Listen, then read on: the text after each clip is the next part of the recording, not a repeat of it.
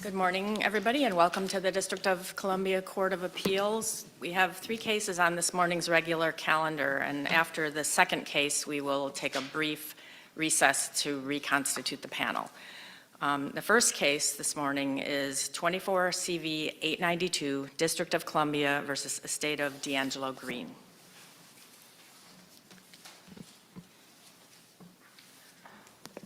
Good morning, Your Honors. Stacey Anderson on behalf of the District of Columbia. With the court's permission, I'd like to reserve 3 minutes for rebuttal. Sure. Thank you. Your Honors, we're here today after DEANGELO Green was tragically killed in an accident involving a DC fire engine.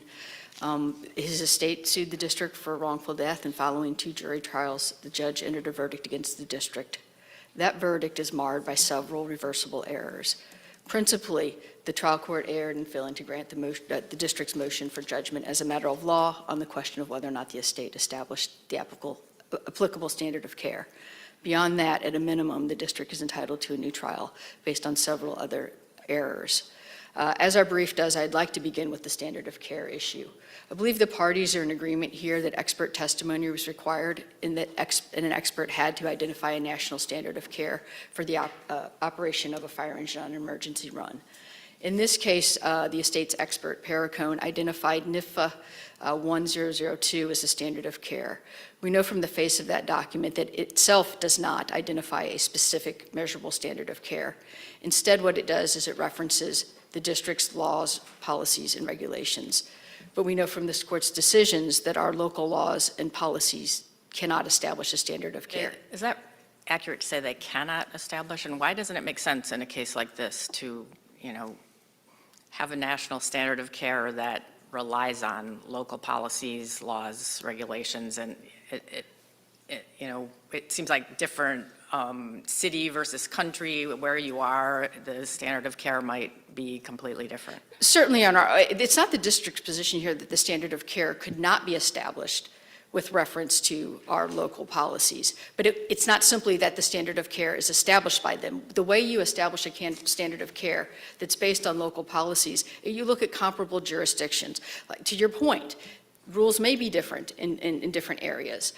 So the way you establish that standard of care is you look to comparable jurisdictions. Here, the expert... Sure. So do you mean that, for example, it might be that there wouldn't be a national standard of care? It would be that if you're in an urban area, here's how you're supposed to drive, and if you're not in an urban area, here's what the standards would be, and that could be national, but its output would depend on kind of where you were. Would you agree that could be a national standard of care even though it was subject to variation based on local conditions? Yes, Your Honor, we do. And that, again, we're not saying that another hypothetical too. Imagine what NIFPA 1002 had said was, here's a national standard of care. Don't operate your fire engine on an emergency run more than 10 miles an hour over the local speed limit. That would obviously depend very much on what the local speed limit is, but would you agree that would be a national standard of care? I believe so, Your Honor, yes. But again, having established that, my only caveat to that was, although NIFA is a nationally recognized organization, I think the one additional showing would need to be made is that a substantial number of jurisdictions follow that standard of care. We're not disputing here that NIFA 1002 is not followed. In fact, the district does incorporate that standard in its guidelines, but it doesn't incorporate it with respect to emergency runs. Where it incorporates it is with respect to training of emergency vehicle drivers. And that's one of our arguments here today, is that this standard of care doesn't apply because the context in which it applies is training and not emergency runs. If the issue is judgment as a matter of law for the district, and the last point you're making was the only one, why wouldn't a reasonable juror be able to look at NIFPA 1002, especially if an expert was supporting this, which, leave aside what the record was exactly here, but why couldn't someone say, if there's a national standard that says before you qualify a driver, the driver should be able to follow should understand and be able to implement the following safety requirements? It seems like it's a pretty natural inference that a fact finder could reasonably draw that reflects the national view that those are the applicable safety requirements, even if that wasn't separately stated somewhere. Again, Your Honor, I think the problem with this particular provision is it vaguely references laws, regulations, and policies of the jurisdiction. So that's, I get that, Right. I get that point for Right. sure. I'm just trying to figure out whether it's independently, how much, if at all, it's independently a problem that, as you point out, it isn't on its terms. Here are the national safety requirements. It's sort of through the prism So- of here's how we think drivers should be trained and qualified in order to safely operate equipment. so again, I think, Your Honor, this court's precedent is clear that in professional negligence cases, you have to have a specific and measurable standard against which to judge the professional's conduct and the circumstances he's facing. And in this, I get that. So just to, if you assume that this hypothetical standard I'm about to describe was accepted around the country in the form that it exists, as I'm going to describe, and what it said is, in order to certify anybody to operate emergency fire equipment, the certifying agency, the fire department, should require that all of the drivers understand that they can only exceed on an emergency run the local speed limit by 10 miles an hour. If that were, it's put in a driver qualification provision. Are you saying that would be fatal because it's in a driver qualification I think provision? the hypothetical you described, Your Honor, I mean, with reference to 10 miles an hour over on an emergency run, I would say that makes it very close to being sufficient. I certainly would, that specificity is what's missing, I think, here. I get that. So yes. I was trying yeah, I to know. solve that problem, Right. but I'm just trying to figure out, do you think it's independently a problem in the hypothetical I gave that would be stated as a driver qualification rather than separately and clearly and unambiguously stated as, by the way, here is the safety standard? Right. Is that a Again, I problem or think. not? That's what I'm trying to get at. I think in your hypothetical, Your Honor, I see that as a safety standard in imposing it that way. The driver qualification problem, I think here, Your Honor, again, is that there's no mention of emergency runs. There's no mention of what kind of conduct you're to engage in on emergency runs. And the specific provision that was identified here it involves taking a driving test in normal conditions. Now, we posit that normal conditions aren't an emergency run necessarily, and there's been no response to that argument either through in the briefing or the experts. So I appreciate that your point is they haven't established that a national standard of care, but at some level, you know, they've come forward with quite a bit, and I don't think the district had any. Did the district come forward with any jurisdiction that would say it would be reasonable to go through a red light for an emergency vehicle going more than 10 miles per hour? well, Over the speed limit? Our traffic regulation says you can go through a red light as long as you exercise due care. So our jurisdiction, I mean, that's part of the problem here too. There's conflicting provisions. The FIMS policy says you can't go, you have to stop. Our DCMR regulation for emergency vehicles says you can proceed through a red light or a stop sign as long as you exercise due care. Do you think due care would be going more than 10 miles per hour over the speed limit through a red light without slowing down at all? Do you think there would be is there any jurisdiction that would say something like that? I don't know the answer to that, Your Honor, and the reason I don't know the answer to that, it's not the district's burden to establish the standard of care here, and it's not our burden to refute the standard of care. We're looking at what evidence the plaintiff presented, and the evidence in this case was insufficient to establish a specific, concrete, measurable standard of care. This court's decisions. It's kind of awkward to, you know, this national standard of care test, I think, has arisen almost entirely in medical malpractice suits. Not entirely. You've got Evans Reed, it's kind of a police misconduct case. But you have professional conduct where it makes sense to have a uniform standard of care. You know, if I have medical care in Washington, D.C., there's really no reason it should be different from how the surgeons operate on me than if I'm in California or Washington. How to operate a fire truck is something that does not seem like it should be uniform no matter where you are. It seems like it should matter a Again, lot. Your Honor, we're not disputing that principle. The case law allows for two ways to establish a standard of care. One is with reference to like something like NIFA that's from a nationwide organization that's followed by several jurisdictions. When that organization can't do the standard of care, what you do then is you look to comparable jurisdictions. Like, for example, here. How many do they need? How many More comparable than one, the jurisdictions? court hasn't said how many, more than one, but here they didn't even attempt to do that. I thought But they had two. No, just Baltimore, Your Honor, I and, mean, depends on, you're counting D.C. well, I Right, think so in you addition need to. more than one plus. And there's no evidence that Baltimore was comparable, or at least no factual basis in the record from which we could tell that the expert was concluding they're comparable, and also but the expert disavowed that he was doing that kind of survey, so. I get all that. I was just trying to Right. figure out whether the number was one or two, because I thought that the D.C. policy and the Baltimore policy as described were the same on the two key I points disagree. about exceeding by 10 and about stopping at traffic control. Right, I agree that the Baltimore's similar. I just read Toy as saying that you needed more than one comparator as opposed to, but again, we have no comparators here in the district's view. But so, Judge, still getting back to your question, there was a way to establish a national standard of care here. But it could not be based solely on the district's laws and regulations as NIFA 1002 posits.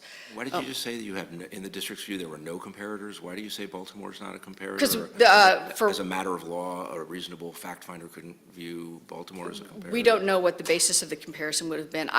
From the expert's point of view, I don't know what the relevant factors are. Are we basing it on geographical size? Are we basing it on the number of firefighters employed? Are we basing it on stoplights per capita? I mean, what is the relevant comparison to make? Baltimore is another city, but how is it like DC? And we have no evidence in the record that specifies. Is there a law that says that you, beyond sort of saying, what a reasonable juror might bring with the juror's common sense, that Baltimore and Washington are both, urban areas in the same part of the country, so that's at least what common sense would tell you. Is there a case law that suggests that the requirement of establishing a national standard of care through identifying other jurisdictions and relying on a consensus among them has to have some more detailed comparison along the various factors you're So I'm not aware of a decision from this court where the court's actually gone into that analysis, but what I understand is that they have to be comparable. And I would expect the expert would have to have some justification for identifying them as comparable. And I'm not sure in the realm of firefighting what that necessarily might be.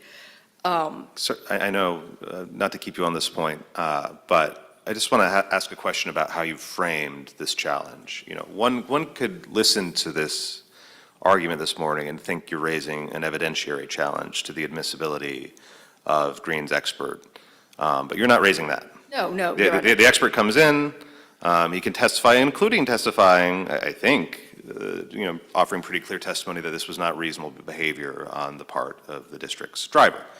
So what I'm getting at is, usually if you're saying this evidence isn't sufficient to support the verdict, you look at all the evidence, including the stuff that might have been improperly admitted. It might be that this expert did not have sufficient backing to offer the testimony that he offered. That's an evidentiary objection, though. That's not really a sufficiency. We're entitled to judgment as a matter of law objection. I disagree. Okay, sure. Sure, I disagree. I think, Your Honor, again, I think our argument here that on its face, this standard does not identify national standard of care is no different than the arguments the court rejected in Phillips and Evans-Reed. In Phillips, they offered an AMA standard, an American Medical Association standard on suicide, dealing with what you do when someone's suicidal. And the court in that case specifically said, on its face, this standard does not apply here, and therefore judgment as a matter of law. They did not prove the national standard of care. Same thing in Evans-Reed. It was a traffic shooting. The expert there again offered a police standard that the court said didn't apply to the facts of the case, which involved a traffic stop, and therefore they failed to establish the standard of care. And that's all we're asking the court to do in this case. Looking at the face of NIFA 1002, on its face, it does not establish a national standard of care. And again, we've identified 4 reasons in our argument. 1, it doesn't purport to apply to emergency runs, only training. 2, it's vague and generalized. 3, it references district regulations and policies which under this court's precedent cannot in and of themselves establish the standard of care. And then 4th, when we've asked Perricone to resolve what I alluded to earlier was a conflict between the 2 standards, the DCMAR provision and FIM's policy, he was unable to do so. And so the jury was given really no guidance in this case as to what the appropriate standard of care was here. Now, we've taken all your time on your first issue, but I wonder if we could hear from you on at least your Rule 50, Rule Certainly, and 59, and yes, and your I did PCP. want to answer one of your questions from the beginning, if I Okay. could, though. And Of course. you asked why we wouldn't want to base this on local regulations, given the geographical diversity here. And it's because of the underlying policy that this court identified in Clark, which is where you want your government agencies to set a high bar of safety for their employees. In a situation where you say we're now going to be judged by that bar, even though we set it really, really high for ourselves, that discourages government agencies from taking those steps. We would loosen our standards in response if we were going to be held to a higher standard than any other jurisdiction in the country. That's why we do the comparison. We need to know that the standard the district picked for itself is not so rigid and out of line with other jurisdictions that it's holding itself above what would be the recognized standard of care. So I just wanted to get to that policy response to your question. And then moving on now to our second point here, that we're entitled to a new trial in this case. At the very least, we're entitled to new trial on liability because the trial court lacked the authority to grant judgment as a matter of law in this case. There was no Rule 50 motion. In fact, not only was it waived by the failure to file, but it was affirmatively waived. Plaintiffs disavowed any interest in seeking Rule 50 relief in this case. And Rule 50 is the only mechanism by which the court can enter judgment as a matter of law. And the court here, the Superior Court, I think was clearly under the incorrect impression and in fact relied on a rule that applies, 50A2, that applies only to non-jury trials. I think that was the basis of the court's misunderstanding here. Can I just ask a practical question? So let's say that's right. I mean, I think you read Rule 50 and Rule 59 the way I read it. As a practical matter, let's say, what do we do with the trial court who says, look, all I can do now is grant you a new trial, but I'm telling you, at the close of evidence on that new trial, I'm granting judgment as a matter of law because what you've shown me and all the evidence you have is not going to cut it. So let's go through the whole ceremony, but it's going to be a pointless one. What's the point?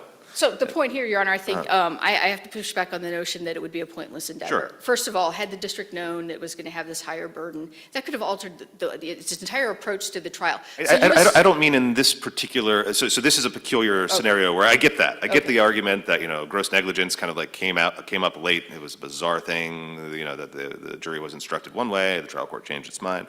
But just like the mine run case where there isn't this weird twist in the essential theories of the parties, where the case has been tried and the trial judge says, look, when we do this again, I know I'm granting judgment as a matter of law for this side, but I can't do it because you didn't ask for it, so new trial, we'll go through the ceremony of a new trial, and then once we close the plaintiff's case, I will then grant judgment as a matter of law. I'm just I'm trying to understand the point of that system. Right, I understand, Your Honor. I guess I would say that the court should not be prejudging what it might do in the event of a new trial. And the reason I say that, again, you're having a new trial because there was some error, and you're trying to correct that error. And in correcting that error, in many instances, you'll get a different approach. You'll get I would never assume that something's not going to change that would I hear your answer being because the party who is short on evidence might shore it up at a new trial. Sure, right. Okay, and sure. so I guess the issue I have is just assuming that that's going to be the mine run of cases where everything's going to be the same and the court Isn't it, outcome's in your gonna be the case, same. sorry, taking you back to the answer you wanted to give about this case, why wouldn't the government have had every incentive, in showing contributory negligence to, what else would you show to make it Totally. reckless? Yeah, I totally understand your question, Your Honor, and I would direct the court to our October 17th, 2023 motion for reconsideration, where we lay out in detail why we think, even on the evidence that we presented at trial, we could have established Green's recklessness. Again, it would have been That's a different point, I think. That's an argument that the evidence in the first trial really was sufficient to make it a mistake independent of what the procedural authorities the trial court had. It's a substantive mistake to grant judgment against you on the question of contributory recklessness, if you're using that term, or gross negligence.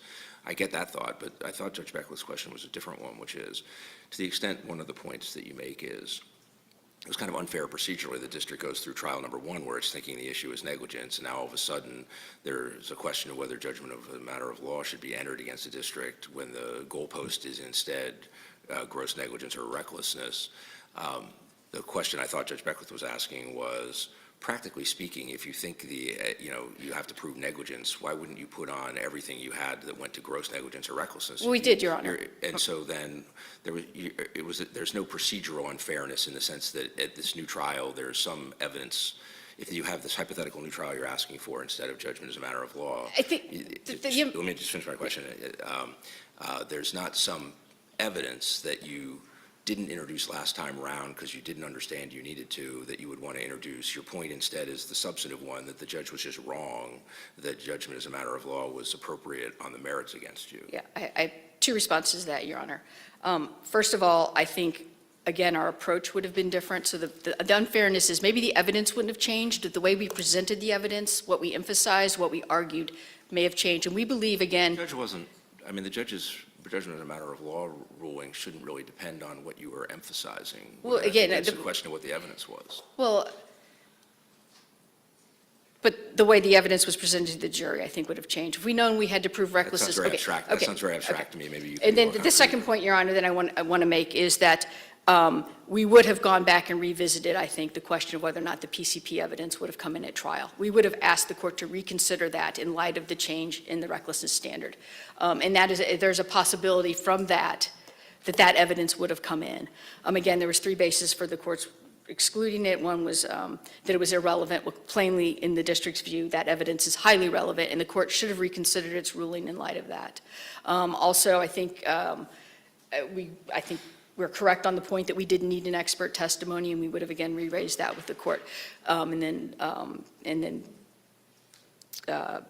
third, the toxicology report itself. Again, I think plainly the court misread it to the extent that it thought that the toxicology report said that the PCP wasn't affecting him on the day of the accident. So I think we would have gone back, I think, and revisited those issues and made, a very focused attempt to get that evidence in and reconsidered it. And we don't know what the judge, again. Can I ask, I'm kind of curious to see, I share your sense, what I hear to be your sense, that if somebody acts negligently while driving an automobile, one way you could elevate that to gross negligence would be to say, and they were quite intoxicated. You're kind of closing your eyes to the risks of your own negligence and the harm it can inflict on you and others when driving while intoxicated. I think that's right. I don't know if I've seen an authority for that. I don't know if the district is, do you have a case that says sort of, what might be ordinary negligence on the ground can be elevated to gross negligence by virtue of an individual's intoxication? Because that would provide a pretty potent reason to say, you might have excluded this judge, even assuming you were right to exclude it on a negligence theory. It makes no sense to exclude it once you've pivoted to a gross negligence theory. Yes, Your Honor, and my apologies for not having this on the top of my head, but we did cite 4 cases in our brief that stands for the proposition that intoxication can establish gross negligence or recklessness. And I will have that page. Okay, rebuttal is fine too. If it's in there, I'll go back and look at them. Yes. Now, there weren't DC cases, to be fair, but there several jurisdictions have recognized that intoxication in and of itself is sufficient to raise the level to either recklessness or gross negligence. So we feel like we're on sound footing on that point. So I guess, Judge McLeese, I'll get back to you if I can. I think our principal argument on the Rule 50 is this is just an error, and the only option, regardless of any prejudice to the district, the only option is to send it back for a new trial. And again, I believe we can show prejudice, but that's not a requirement of the rule, and I'm not aware of any case where the court's created some sort of, plain error or other kind of manifest injustice exception to that requirement. It's just simply the court lacks authority. Beyond the Rule 50, Rule 59 issue, I do believe we have evidentiary issues that warrant reversal as well. We've talked about the exclusion of the PCP evidence. I think it's quite clear from this court's precedent that expert testimony is not needed, and we know this from the criminal cases occurring in the Superior Court. Our cases, we have at least one case or two where it was not required. So if you mean it is not always required, I think that's fair. We do have cases which say ordinarily, it's highly prejudicial evidence, and ordinarily we'd expect it. I think that's a paraphrase, but so that it's that its lack is not a point of concern or possible obstacle, I think might be overstating things. Well, Your Honor, I think those cases, in most instances, you don't have the positive toxicology result like we have here so I think that is one key distinguishing feature. For DUI, you have to show you're under the influence of an intoxicant or a drug. And oftentimes, yes, we use field sobriety testing to establish that because there's a testing refusal or for some other reason.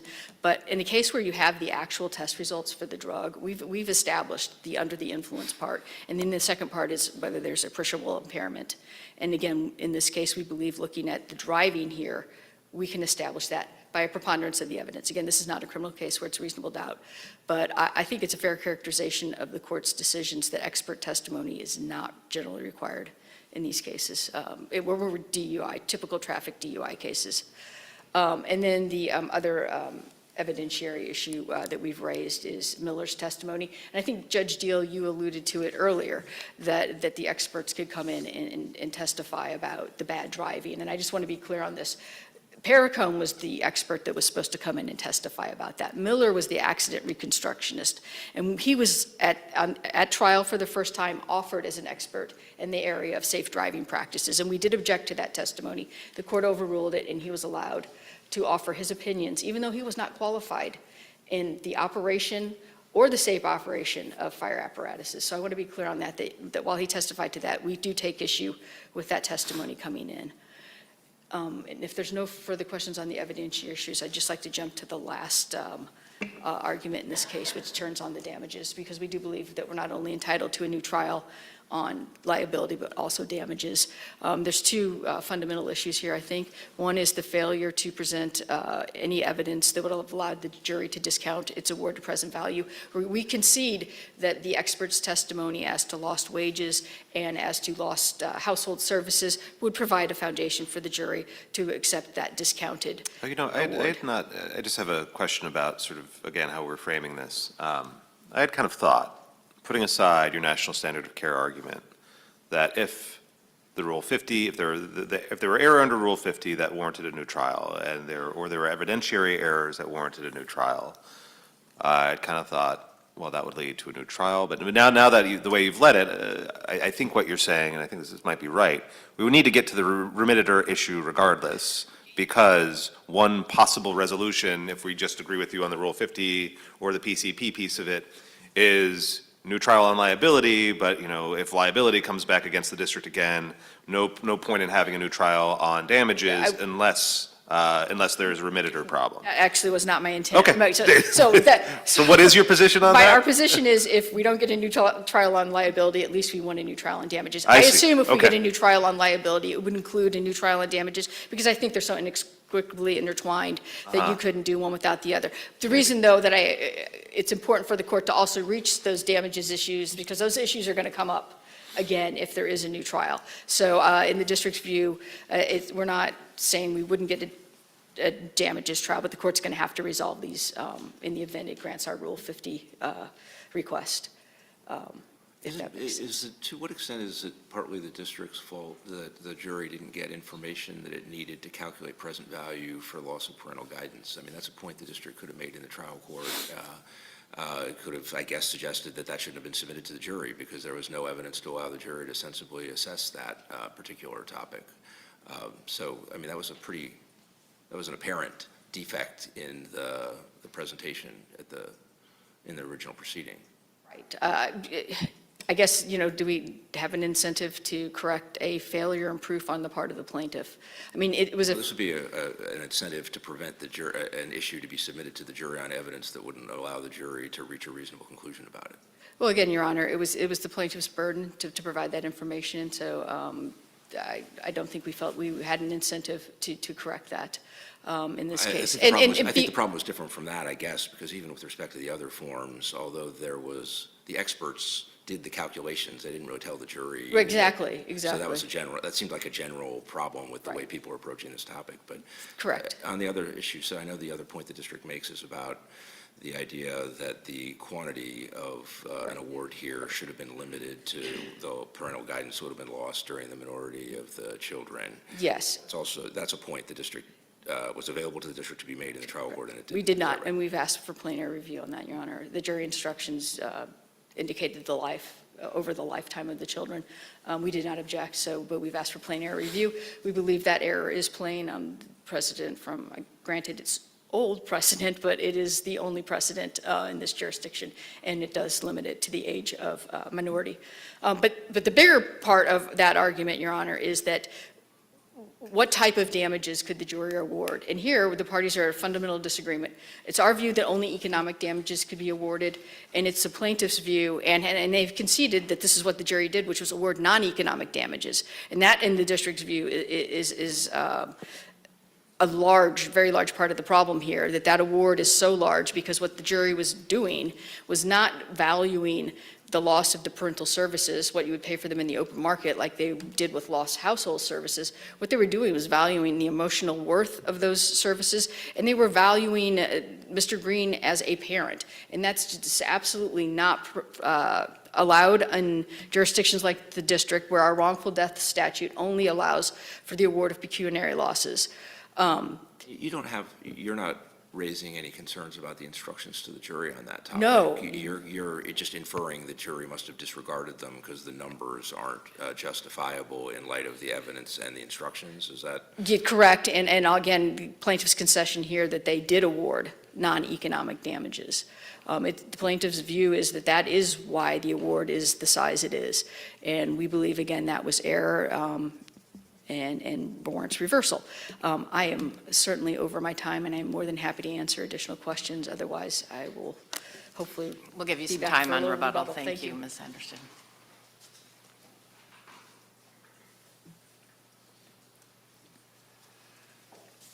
May it please the court, Alfred Belcour for the estate. I'd like to start, if I may, with the final point and then go back to the duty of care, because the issue with respect to damages and the scope of the damages, and the district's position here is illustrative of a position they take on several points. It is different here in the Court of Appeals than it was in the trial court. In a number of respects, they've either waived or abandoned positions that it took, including with respect to the scope of relief. In the court below, in closing argument, having to do with the value of the loss of parental guidance and advice, District Trial Counsel argued, and this is at SR 13, Supplemental Record 13, at page 30, and then again at page 33, quote, "There is no value that you can put on the loss of a parent. That's a number you're going to have to come up with. Think about that as a group and come up with your own number." That's a sound argument because it's based on the law as it exists. For example, in the case of Elliott, which we cite, this is at 559 F. 2nd, 766, quote, "There have been many situations where reduction of pecuniary loss to a dollar figure simply is not possible. For some pecuniary loss, quote, we are quite aware that a dollar amount cannot be computed by any mathematical formula. There simply is no need, and the practice in the trial court reflects this, to have an economist come in and testify about the value of a father's advice to his 25-year-old son when the son comes to him and wonders, should I make a career change? Should I marry this person? Should I move outside the District of Columbia? Just as the district counsel argued below, that is a matter for the jury to apply its good common sense and experience to. It is not an economic judgment that then has to become reduced to present value. That's almost absurd to think about. Can I ask you how the point you're making now comports with the instructions the jury got about how to assess damages for the wrongful death act claim? They received instructions that covered both the economic loss, which is not now contested by the district, and this non-economic, intangible loss of a parental guidance. And And could you tell me, like, to what extent the instructions authorized the jury to award damages that you're referring to as non-economic or intangible? sure. The jury instructions are at Supplemental Record 12, pages 64 to 80. Accepted without objection. Are you now, is that from the first trial or from the second trial? That's the second trial. That's the second trial. For some reason, Without, I may be confused, because it was a little tricky, because there were there's so instructions in many both of them. supplemental records. Yeah, I thought the supplemental record 4 was the first trial, and it was like supplemental record 12, where the It is. instruction. Supplemental Record 12. I thought you said 4. No. Okay. 12. 12. At pages- 64 to 80. That's where the 4 came Oh, from. I was on, okay. Okay? Are we on the same page? Anyways, so, and if you were going to point me to what was said to the jury to say, this is not a financial calculation, you don't need to worry about value or economists or any of that. This No, is that a was not said non-economic starkly intangible. like that. Well, That was or not, what was said in that vein. that after talking about the loss, the financial loss, the instruction tracked the standard jury form instructions and talked about reducing to present value, which the estate's expert, a man by the name of Dr. Borzilleri, did, and he explained how he did it. Not with respect to loss of parental No, guidance. it was not identified with respect to parental guidance and advice. No, but that passage talks about parents' training, education, advice, and guidance. Training and You're talking education. about the passage in the instructions? Yes, or- yeah. yes. Right. And Yes. just, what we haven't gotten to yet is, if you could point me to any language in the instruction that you think would have communicated to the jury with respect to loss of parental guidance and the similar concepts, like training and advice and the like. This is not, an economic calculation about the economic value of that kind of consulting services, if you think of it in a very non-familiar way. What language would you point me to? In terms, it was not said that way. The loss of a parent's education, for example, as a tutor might be, or training as a tutor or a counselor, things that can be purchased in the marketplace allow for this kind of economic calculation. There was no objection, I repeat myself, to the language of the proposed instructions or to the fact that the estate was going to argue for loss of parental guidance and advice without specifying that the economist would testify to it. For example, the plaintiff filed a trial brief before the damages trial. And it talked about the loss of services throughout the child's life, advice long past the age of majority. The younger the child at the death of the parent, the more the child loses. And in fact, the jury's verdict takes into account the ages of the children. Your Honors, remember that this was a case where the beneficiaries, in effect the claimants, were the spouse and 6 children. So there were 7 distinct bases for damages. Sure, the district adds them up and it gets to 13 million or whatever it gets to. But these are not unseemly or beyond the bounds of what's reasonable amounts per individual. The amounts for the children were staggered according to age. The oldest child, who was 15 at the time of his dad's death, received $1.58 million. $1.58 million. The youngest child, who was 2, got $2.19 million. That's for the loss of a parent's guidance and advice for the estimated additional life expectancy of this man of 41 years. And can I ask this question of the district as well. If there are problems with the liability phase of trial, including they have the Rule 50 and Rule 59 issue, they have the exclusion of PCP that we thought warranted a new trial on liability, are you asking that we only direct a new trial on liability? Or the district says, no, you would have to do damages as well. You'd have to have a new trial on damages as well. And I don't think I've heard your position on that in your brief. Well, of course, we argue for affirmance of both liability and damages. Right. But the district has treated them in a severable way.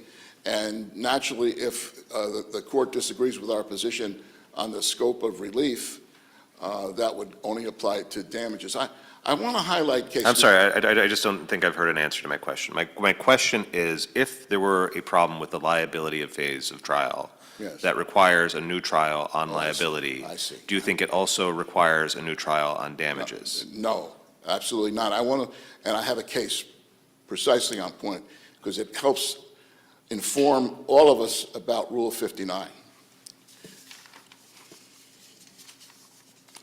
I hope I answered as directly as I can. The answer is no to your question. I think so. I was with you until the last part, because I don't think my question has anything to do with Rule 59, but, This case does, and it arises Okay. in the circumstance that Your Honor Sure. hypothesizes. The case is Howard University versus Lacey at 828 Atlantic 2nd, 733. It's cited in our brief. These are the circumstances. It was an employment law breach of contract case. Someone felt he had been unfairly discharged by Howard University, so he sued. And there was a trial, and in that trial, the jury found for the plaintiff on liability, but could not reach a decision on damages. So in the first pertinent application of Rule 59, the trial judge ordered a second trial on damages only, liability having been found. The second trial proceeded, and there was a award of a certain amount of damages. Both of those verdicts were then folded into a judgment which came to this court. This court found flaws in the liability finding, and so remanded for a new trial on liability. On damages, the court, in footnote 9, specifically citing Rule 59, said that there was an error with respect to one element of damages, so we're modifying it, but affirming the remainder of the damages, and remanding for a trial on liability alone, the flip of what was done in this case. And this court, I repeat, specifically cited Rule 59 for taking that action in footnote 9 on page 739 of the opinion. That's the case that the district has said we have not cited. Well, I'm not quite sure how, I get how it's relevant in answering Judge Deal's question, although I'd like to look at it and see if that was a disputed point about whether there was a need for a new trial on damages anytime you're upsetting the liability judgment. So I get that, but I'm not quite sure how it establishes your point, the Rule 50, Rule 59 point, that the trial court had authority to enter judgment as a matter of law, because that's not what happened there. That's not what happened here, Your Honor. That's not what happened. This was not a Rule 50 situation.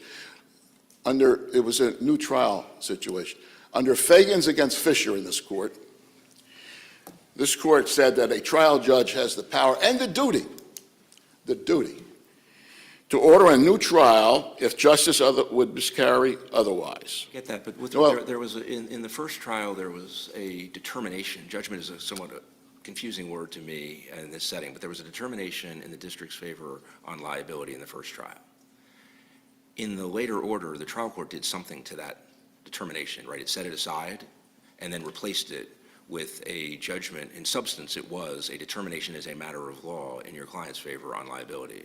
Is that a fair description of what happened? No, Your Honor, it's Where not. did I go off the rails? You're not. It is not. There was no entry of judgment immediately. If I can finish, I will answer Your Honor's question to the best of my ability. There was no immediate entry of judgment. This was not a motion for judgment. The trial judge was ruling on a motion for a new trial at this time. There was no assailing of the jury's verdict finding fault on the fire truck driver Tate. The judge corrected its own error, which had been induced by the district in consistently persisting that argue for contributory negligence. So there's a certain amount of bold advocacy on the part of the district to say that there was some kind of gamesmanship going on. I'll take you as having finished your answer to my question and see if I can wrap around to it. Is this a correct description, though, of what happened? At the original trial, there was a determination by the jury in the district's favor about liability. And Not in the district's favor. Oh, because of the, yes, based upon an erroneous construction of law. I get that. So there was a determination. That's a big thing to get, because that's the error that the trial judge had to correct. She looked. Hold on. Let me just try to ask you a question now. So I'm asking if this is a fair description of what happened. I know you have, various comments about why that was unfair or incorrect. But is it true that in the first trial, there was a determination by the jury in the district's favor on liability, and that the trial court's order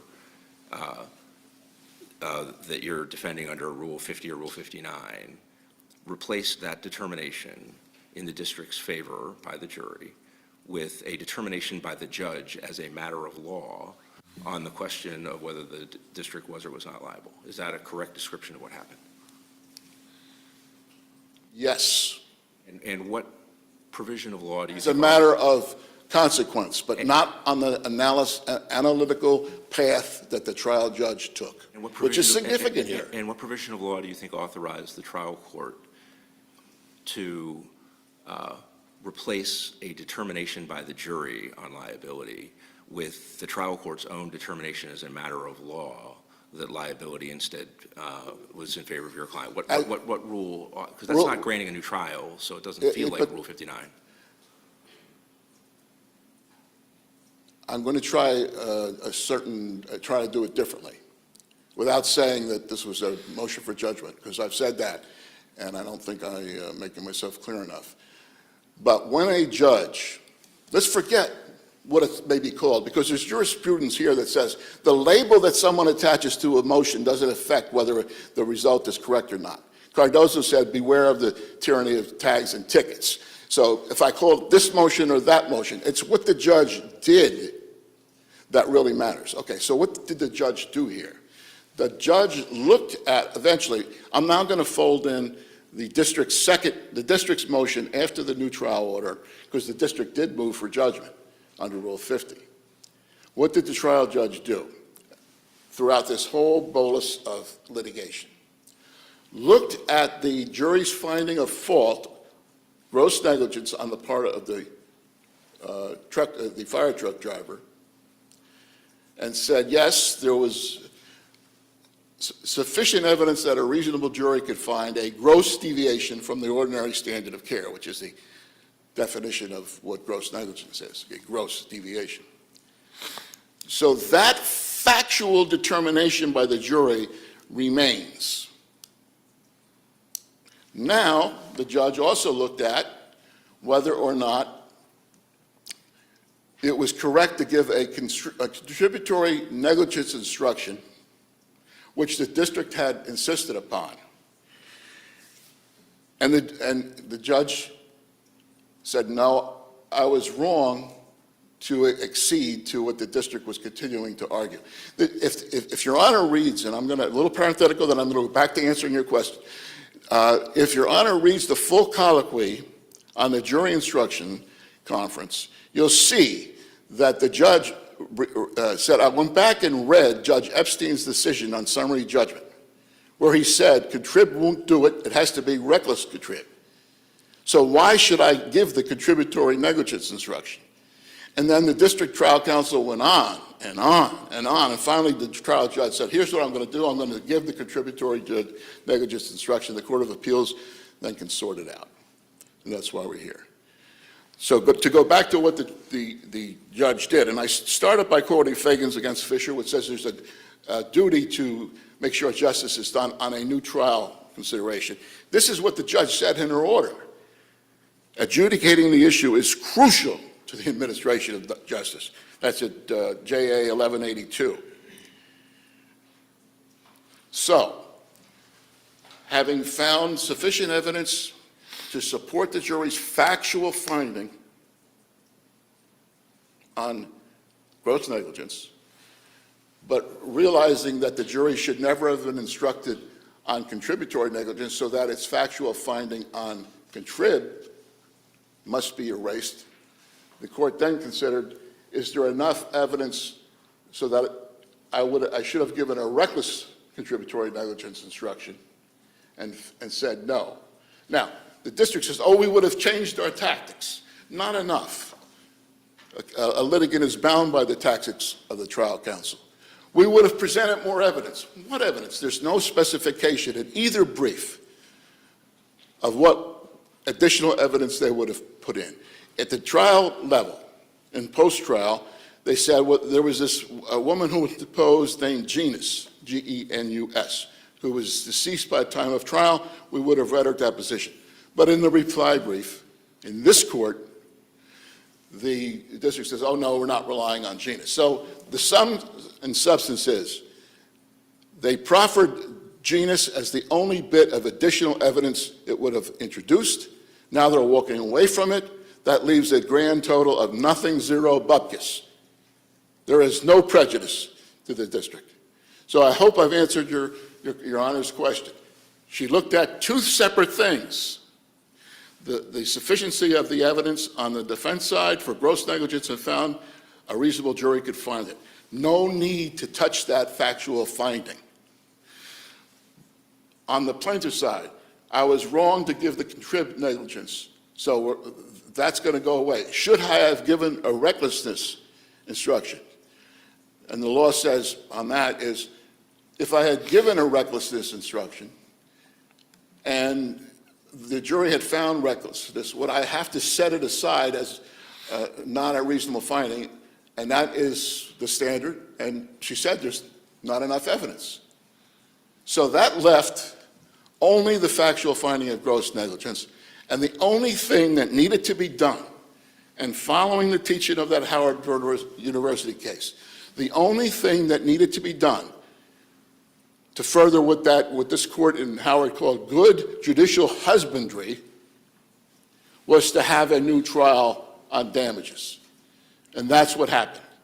And that, on the record and the evidence presented, resulted in a finding that is entitled to this court in Lewison versus Crockett called double deference, because the jury made its finding, the trial judge reviewed the record, and having sat through the living trials, found that that verdict was reasonable. There should be deference to the verdict, deference to the trial judge. If there are no more questions on that, let me go to PCP and then to the duty of care.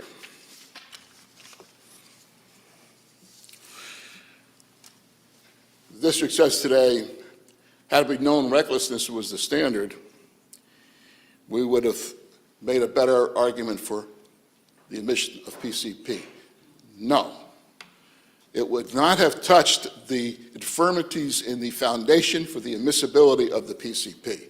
Under Coates and the other cases, including a recent case, the expert, Copeland, had an opinion that deviated from the only bit of scientific literature that was introduced.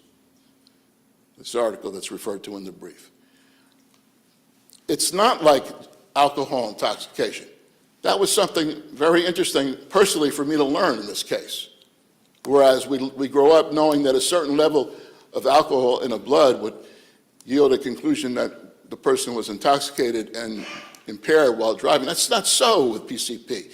The evidence in this case, through Copeland himself, the defense expert, the article upon which he relied, the Coates decision. Are you talking about the Koonsman article? Sorry? Are you talking about which article? Yes. The Koonsman article? Yeah. Can I just talk to you about that for a second? Because I take your point that Copeland's testimony, I think this is supported by Zarwell as well, that just from knowing PCP levels, you can't really know what symptoms somebody is going to exhibit. I do not take away from either the articles or the testimony that at this level, I take away at this level, Copeland is saying it's very likely he is going to be significantly impaired. Why? Well, partially because the study that he's looking at from Koonsman has people that are anywhere from the range, I want to say, of 20 nanograms to 118 nanograms per liter, all of whom have been stopped for impaired driving. And here we have double the highest. We have what I think is a tremendous amount of PCP in Mr. Green's system. And you have an expert, and I get that you can attack this expert before the jury, but I don't understand why this doesn't get to the jury that this guy would very likely have been impaired, especially if you couple it with some evidence on the scene, based on his reactions to a green light, based on how far he's stopping, that it does look like some degree of impairment. All right. I have several reasons to give an answer to that. First, at the very preliminary stage, it is questionable whether or not this was even his sample. It was destroyed. Yeah, that's an argument for the trial court. The trial court didn't rule on that. You're not taking issue with any ruling. You can have that fight in front of the trial court. That fight's not in front of us, though. But it is relevant to the admissibility. It was presented to the trial court. And there's no ruling on it, though. There's no ruling that this wasn't his sample. No, but there's a testimony, and Judge Lopez found it and put it in a footnote that it was destroyed after suit was filed. That's at JA 296, note 2. So there's no question that it was destroyed. So the plaintiff did not have an opportunity to test it. It's a question, my point is, not that it's a dispositive answer. It's a relevant arrow in the quiver of why this would not go in.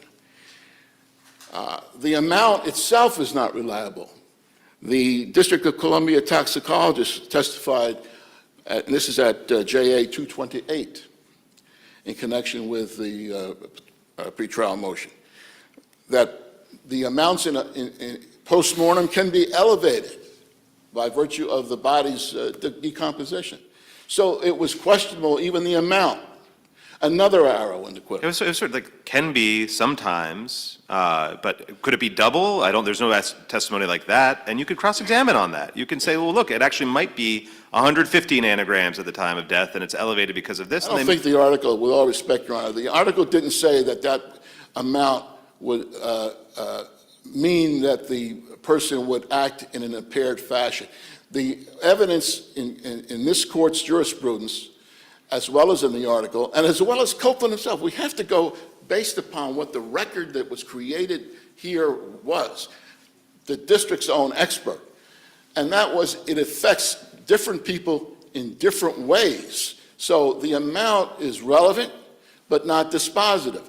Now, there had to have been observed behavior by knowledgeable people, like in Harris, this court's Harris case, where it was 3 experienced police officers.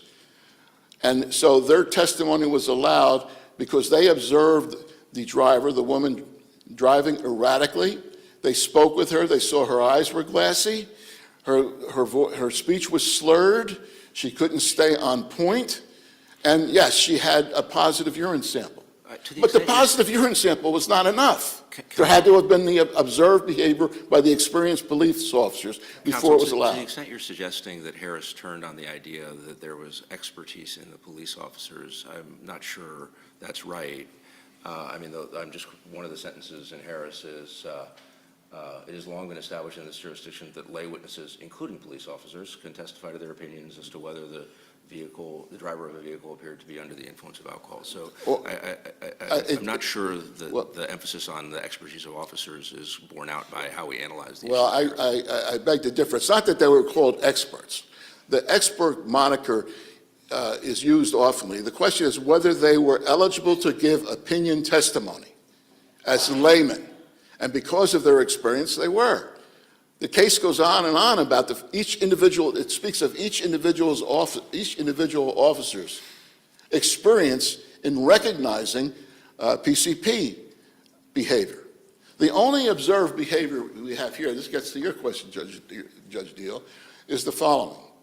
There was a pretrial testimony by a woman named Park, a co-worker, who shared lunch at a company event with this man and saw nothing unusual.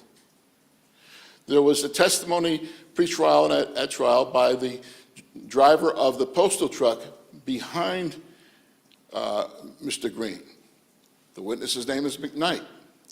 Yes, he left what might be considered more than the usual amount of distance between the stopped car in front of him and the car and his car. That is not abhorrent behavior. Some of my best friends, including myself, do that. Sure. Sometimes the car in front may roll backwards if it's a standard shift. He went through this intersection when the light turned green. I want to stop you there because my recollection is he sat at a green light and that there were 3 honks from the car behind him before he would go. And that's probably, when coupled with the PCP evidence, the strongest evidence All right. of intoxication. So let me deal with that. So what's the record on that? The record on that is he was turned as if searching for something in the back seat. What it was, we don't know. Could have been a cell phone, could have been a credit card, could have been his wallet. He was not looking ahead. The light changed. McKnight honks his horn, and immediately Mr. Green proceeds. He's the 3rd car through the intersection. Honks his horn 3 times, right? That's what he testified. And so, yeah, boom, boom, boom. And he looks at him, and then he goes at 15 to 20 miles per hour. Not even, having been alerted, he didn't exam on his accelerator. 15 to 20 miles per hour. And this is critical, Your Honor. McKnight testified he honked his horn, and then he, McKnight, heard the siren. That's important, because if the jury was entitled to, and the judge was entitled, this is an abuse of discretion standard on this PCP. It has to be manifestly erroneous. And she was not manifestly erroneous, because she could have concluded, as the jury could have, that Green never heard the siren when he started to accelerate, and maybe heard it while he was already in the intersection. Why is it problematic as to whether he heard it? One of the reasons that there was gross negligence is that the driver was going with the DC. Can I just stop on the testimony? It's not a boom, boom, boom. This is his testimony. I hit the horn. He didn't move. Hit the horn again. He didn't move. I hit it again. You're reading from his deposition? I'm reading from the trial or from the 620 transcript. I believe this is the June 20th transcript. This is at trial. Yeah, June 20th, 2023. That's the McKnight testimony. Well, he also testified in his deposition. Okay. So let me finish on this point, if I may, with why is it problematic that he even ever heard the siren? The truck driver, fire truck driver, was going at least 54.8, according to the Metropolitan Police Department investigation. Our expert puts it, he was accelerating going downhill. His view was clear. He says he saw no cars in the intersection, even though 2 had proceeded ahead of McKnight, and McKnight was there, and there was a big fire truck, a big postal truck to his left. What did McKnight see? First of all, he may not have heard it because the testimony, the evidence, not counsel's Ipsy-Dixit. But the evidence was that if you hit 55, your speed of the truck will outpace the siren.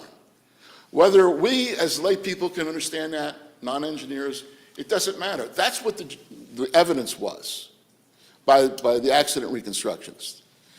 And so he was proceeding close to or at 55 and accelerating.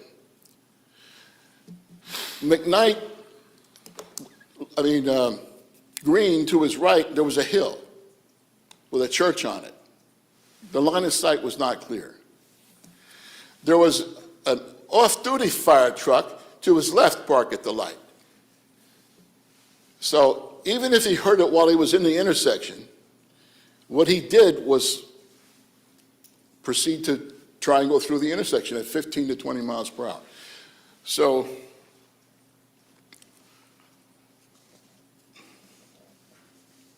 that leaves, let me just do a quick. You've gone quite over your time. I wonder if you could just wrap up with your, if you want to say a minute on standard of care. Yes, absolutely. Having abandoned the argument that the experts Miller and Perricone were testimony were not qualified and not admissible, which the district argued below in limine. Now the argument is solely that a reasonable jury could not find a standard or a duty of care. And the district harps on the National Fire Protection Association standard, to which Perricone referred. He referred to Baltimore, and he referred to the standard. And under the Clark case, and this is very significant because the district avoids this, an expert must, to establish a duty of care, refer to other comparable jurisdictions or refer to national standard. Either does the trick, one of the cases said. So the written word, and I admit that it's a jawbreaker to read through that National Association standard, but one of the provisions, and this is at Joint Appendix 1311, and it's paragraph 4.3.1, talks about that you must operate a truck, quote, in compliance with all applicable state and local laws and department rules and regulations. But in addition to reading the standard, we have the testimony of Perricone himself, who said that the standard is for the truck driver to follow the laws of where he's operating. Actually, how is that a national? I mean, how is that a national standard? It seems as though it's entirely contentless. Well, the it's standard, just do whatever. Our standard of care is do whatever someone else tells you to do. No, It doesn't seem like that's the a standard of care. That's with all respect, a rather glib paraphrase of what Perricone said. He said you must comply with the laws, rules, and regulations of the jurisdiction in which you operate. It's not do whatever you think is right in accordance with them. It's you must. This man was stripped of his driving privileges as a punishment for not slowing down for the red light. You can't zap through the red light under the district. You have to slow down when you approach an intersection. He didn't. So here's another way of concretely asking the question is, let's say, this would be absurd, of course, but let's say that in Montgomery County, the local police, the local fire department says, we prioritize responding to emergency fires over almost everything else. So you can go, 50 miles an hour over the speed limit on an emergency run. And DC has a different view and says what the police policy here says is we're not going to let you go more than 10 miles an hour over the speed limit. The national standard of care is, the answer is depends on where you're driving. If you're in, it's perfectly, we think it's perfectly safe for you to drive 50 miles an hour if that's what Montgomery County says, but 10 miles an hour. If we're arguing in a Montgomery County court, well, I don't know what the Montgomery County judicial system would say, but I do know what the district would say. But my question is more theoretical, again, which is just it's hard to understand that delegation of everything to some other entity as a national standard of care. I don't know what the word national means in that. It's just we don't have a national standard of care. Well, that's what the district says. There is. And I'm just asking you what your answer is to how conceptually you can understand that. My answer is this. The district would agree with the hypothesis because they say at reply 4, uniform national standard as to a fire engine speed does not exist. That is an incredible statement. There is no national standard on speed. That's the District of Columbia's position for this litigation. But I the think their answer... position is slightly different, which is you had the burden of establishing it and you didn't establish it. Who knows whether there is or isn't one, but I think your point is a little more of a litigation point than some view about what actually might be the case in the real world. Right, but can I say 3 sentences in answer to your honor? First, the jury reasonably accepted the standard put forth by Perricone testimonially and in the written word. The district had no competing standard. Their competing expert Klein talked only about the conduct of Mr. Green, the driver. So the jury had none to competing standard against which to argue or decide that what was offered by Green was not reasonable. Second, to say that the standard of care is to follow the laws of your jurisdiction that gives you permission to drive is sensible. I mean, if we think about it just with ordinary automobiles, if 2 D.C. residents driving collide in Poolesville or Gaithersburg or Rockville, whatever the rules of the roads are there will control, not the speed limit at 5th and E in Washington, D.C. It's just common sense. And that common sense is built in to the D.C. municipal regulations. Title 18, Section 2002.4, quote, fire truck driver on emergency call is not relieved of the duty to drive with due regard for the safety of all persons. Due regard for the safety of all persons. That's why, yes, the parties operated below as if an expert was needed. But is there really a need for a jury to hear an expert say, when you're driving a $40,000-pound fire truck at more than twice the speed, or close to twice the speed limit, you're accelerating as you go through a red light intersection. You don't slow down or stop. You're not even looking at your speedometer, Tate said. And you barrel through, and you don't see the cars that are there to be seen, nor the truck that was there to be seen. Do we really need an expert? I think I read one of the decisions where someone said, you don't need a mathematician to tell you that 2 + 2 = 4. But it is correct that the expert testimony was presented. Sufficient, standalone, non-rebutted expert testimony by Perricone, and then Miller talked about how the breach occurred. He's the one who went through the various rules of the District of Columbia. What about this argument that these, many of the most relevant rules apply to trainees, behavior? We read the jaw-breaking standard differently. I cited them in the brief. I would also add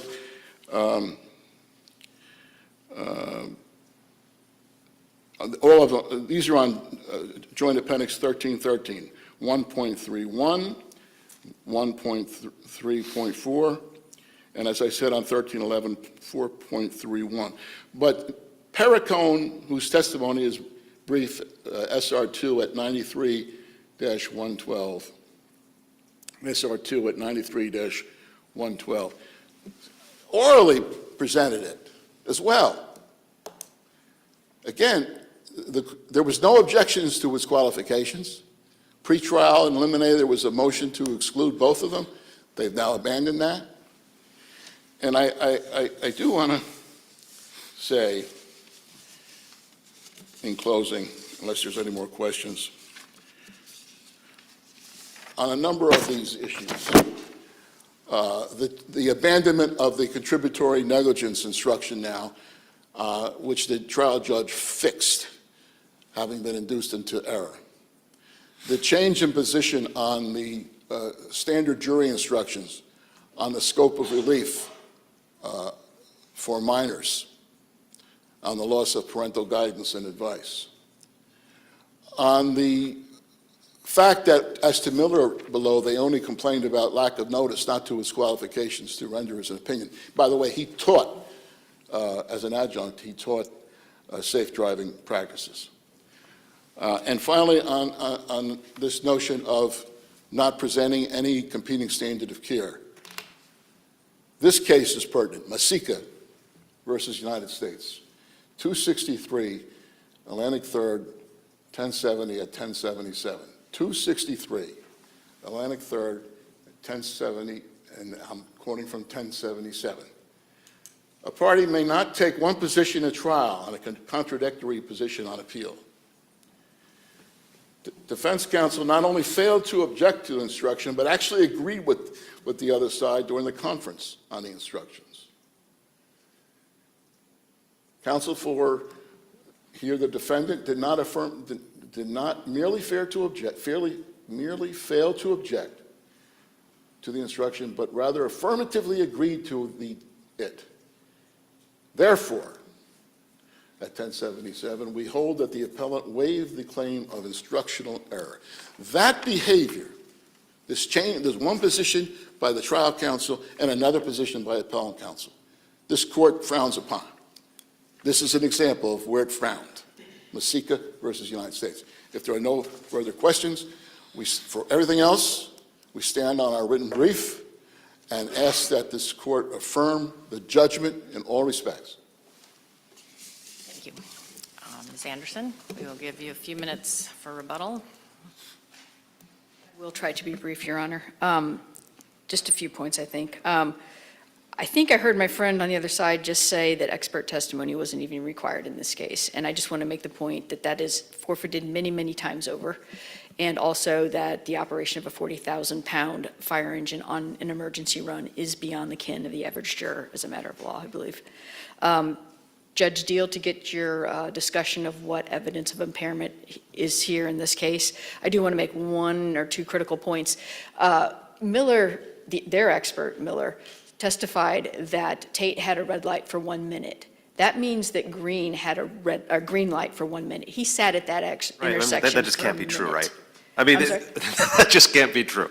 I mean, this is a side street that's crossing into Rhode Island Avenue, and I believe that 1 minute estimate is talking about the time it takes this fire truck to go, from a block and a half away.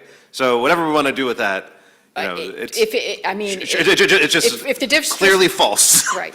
And that was the testimony. The jury heard it. They found Tate was grossly negligent. So to the extent that they're getting the benefit of that testimony, I believe the district likewise, again, viewing the evidence in the light most favorable to them, we get the benefit of that testimony as well. I'm sorry, and who says that the fire truck is going, sees a red light for a minute?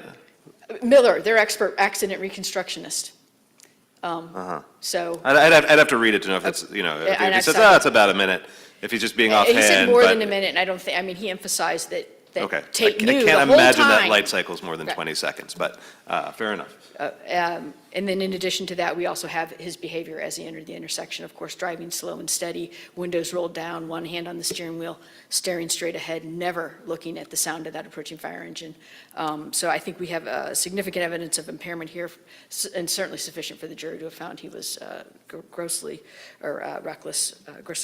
negligent or reckless. Also, Judge Deal, getting to your question about whether or not a new damage, whether we could retain the damages verdict if you got granted a new trial on liability. That also is forfeited. I will say, did some brief research on that, and So I don't recall anybody tackling that at all. I don't know Right. why, I don't know who forfeited what, because Well- nobody talked about what would happen. Well, so what I was going to get to, the point I was going to make, Your Honors, in my brief research, consistently the practice is if there's an issue with the liability finding, you get a new trial on everything. If the court doesn't believe that argument's been forfeited by plaintiff, the estate. That Howard case you cited seemed pretty good. I mean, I read it on the fly up here, so maybe it's not. It's the flip, so it's the flip, Your Honor. Right. In that case, there was an issue with the damages trial, so they kept the liability and retried the damages. Here it'd be the flip, you'd keep the damages. The jury that didn't hear the evidence from the new trial would have rendered the verdict on the damages. And I think there's a concern there that they haven't heard all of the evidence in the case, and so we would give a new damages trial because that liability evidence can also affect the damages award. So I think the converse is not true. And again, if the court doesn't believe that's been forfeited by the plaintiff, the district would like an opportunity for supplemental briefing on that if the court's going to entertain that issue. On the damages, just 2 points. The estate has not cited any case that has held that non-economic damages. Can I just pause you on the last point? I don't know, so maybe my brain's just not working. But when I read Howard University versus Lacey, footnote 9, it says the new trial must be limited to the issue of liability because the second jury decided the issue of damages, and we have reviewed Judge Abrecht's approval of the second jury's award and have affirmed it in part. I don't think it is a flip. Oh, okay, then that was my mistake. I thought, Okay. I thought, I mean, it does seem that in that case, a separate jury did damages, so maybe what's the point of, and I hear you making the point, well, this was the same jury, and wouldn't you want the same jury to make the damages assessment? I'm not so sure why that would matter, but okay. but, well, the district would like the same jury, and so, again, if it's not forfeited, we'd like an opportunity to brief that. On the damages, no authority for non-economic awards in wrongful death states or statutes that only allow for pecuniary damages. And here again, the jury instructions, Judge McLeese, they require an award of only financial losses related to the value of the services that are provided. The instructions are very clear on that point. And if there are no further questions, the district would ask that the judgment be reversed and that it be remanded for entry of judgment or a new trial. Thank you. Thank you, Ms. Anderson. Thank you. I have one sentence on a new point that came up. One sentence. I'd prefer not. Thank you. Thank you to both sides for your arguments and your briefs today, and we will take the case under advisement.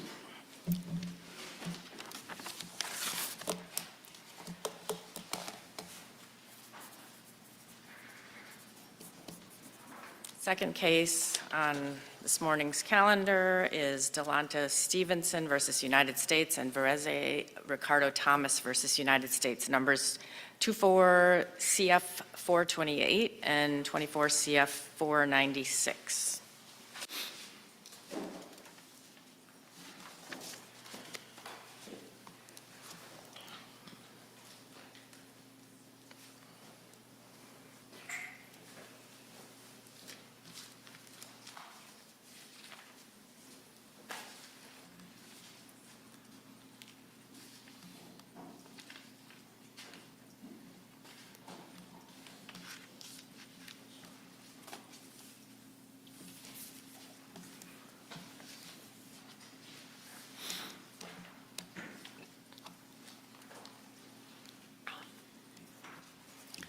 Good morning. Morning, Your Honor. May it please the court. Cecily Basquier on behalf of appellant VORREZE RICARDO Thomas. Counsel for DELONTA Stevenson and I have agreed to divide the time evenly, and I would like to reserve 2 minutes for rebuttal. Okay. The trial court was wrong to let the firearms expert in this case link the rifle to the bullet that was found in the dead body without any real reservation, and that error was not harmless as to Mr. Thomas. This court should therefore vacate Mr. Thomas's convictions and remand for a new trial. The main problem is that expert Chris Montero's testimony using the language extremely strong support and extremely weak support was functionally the same as saying that the casings or the bullets from a specific gun, specific casings or guns match to a specific gun. Sorry, I'm getting that tangled up, and I apologize. And the government... Even if it is functionally equivalent in a way, I mean, we have one case that seems to say that's okay if you use more likely than not as the standard for the linkage of the two. Do you, how do you assess that authority? So I think Your Honor is referring to the Gordon case, which Jeter in footnote 7 looks at saying, I guess favorably saying, well, the language in Jeter was definitely plain error, but we were say consistent with or most likely, that would be better. The court doesn't resolve it, and I would say that had the trial court here limited the expert to saying consistent with the way that Gordon and Jeter look favorably upon, then I would be up here making a different argument. The problem is that we've got this extremely strong support language, which isn't the same as saying most likely. And the government fought really hard. It's definitely not the same, but Yeah. it is equivalent to saying there is a match at a certain degree of confidence. It's a higher degree of confidence, so that's our prior cases don't establish that what was done here was okay. Certainly get that. But just the idea that it creates a link at a certain degree of confidence doesn't seem fatal in and of itself. The question would then be what degrees of confidence are or not warranted in a particular case, or do you see it differently? I agree with Your Honor, but I think the problem here is that that link is made with too great a degree of confidence than what the research and the foundation is able to support. And that's just, I've found the procedural posture of this case a little confusing, so I'm hoping maybe you can shed light on it. The government file, there's a motion, to preclude the testimony. There's a notice, the motion to preclude it. The government files a response with, 900 pages of attachments of all kinds of things, many of which were not in front of the court, some of which were before the court in earlier cases, some of which were not. The trial court issues an original ruling saying I'm going to let it in under the standard that ultimately it came in under. Then there is the, Jeter comes out and there's the question of what that means. And I think right before trial, there's this discussion of all that. And there is a discussion I find kind of confusing about whether there should be a full-blown Daubert hearing and whether the science has evolved. And ultimately, the defense decides not to request a full-blown evidentiary hearing, Daubert evidentiary hearing, but with the understanding maybe that the trial court is not relying on evolved science, which I'm not 100% sure what that meant, or new science. But the trial court's original order seemed to have relied in part on information that was new relative to decisions of ours, like what the record was in Jeter and the like. So can you, do you understand the trial court's ruling here to be sort of, we're not thinking, I'm assuming that there's nothing in front of me that wasn't in front of the court, the DC Court of Appeals in Jeter and cases like that on review, and just deciding an open question about what confidence you can do with that information. Was the trial court, in this case, looking at some new information, all of what was included in at least the filings before the Jeter issue arose, and saying, I'm looking at this record and some of this is new, some of it isn't. I'm saying that if I take all of that into account, an expert reasonably can use these stronger terms. And which do you think it is, or do you think it's something different from any of that?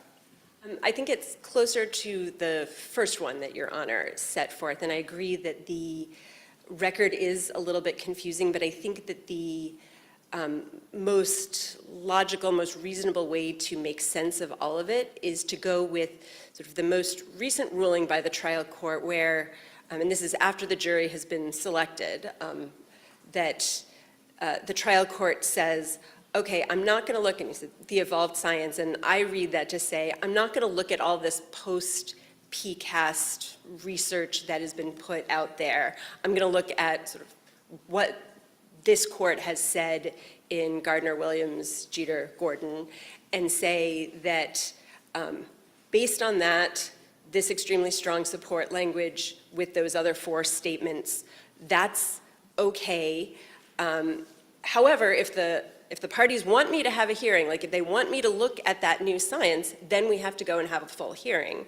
And the government wants to have that hearing, but ultimately defers to the defense, which is saying basically, the court said that they're not relying on this new science, and so we don't need to have a hearing. We'll go forward. Our clients have been waiting months to have this trial already. So I think that the October 2023 written order does talk about science, but looking more closely at it, every study that is referred to and everything that is said about it comes right out of the Harris decision from the district court. And I think the trial court says right up front in the May hearing, making this partial ruling, I read the briefs in the case law, and there's nowhere that Judge DeMayo claims that she has gone through all of those studies and sort of grappled with it in the way that one would want to have happen before relying on that Well, science. correct me if I'm wrong, but if memory serves, when Judge DeMayo in that written order is describing the scientific support that she's relying on in making the determinations she makes, she's citing, at times she cites Harris, but she also cites the, if I'm recalling right, the Weller Declaration and some of the studies that were in the, refers to, I mean, the cites are to the exhibits, which seems to infer some, or implies some, that she wasn't sort of just relying solely on what Judge Contreras did in the district court decision that you're referring to. It seemed to me, is that correct or not correct? I think she's relying on Judge Contreras and on the government's representations, and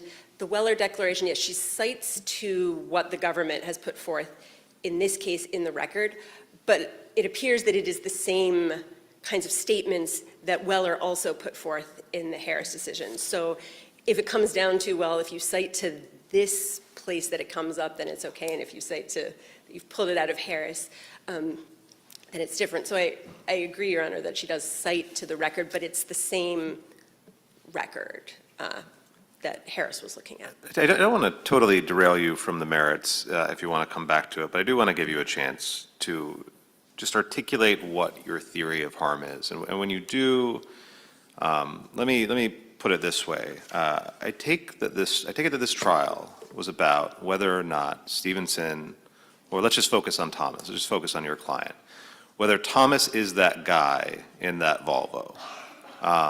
We have, video that's quite clear video, kind of tracking the same man from the shell. When I say tracking, what I mean is pretty distinctive red shoes, pretty distinctive coat and hoodie, getting into a pretty distinctive car at the shell, getting to the apartment complex, that car, and going into that car and pulling out a rifle, that car following and committing the murder on the car that was stopped at the gate.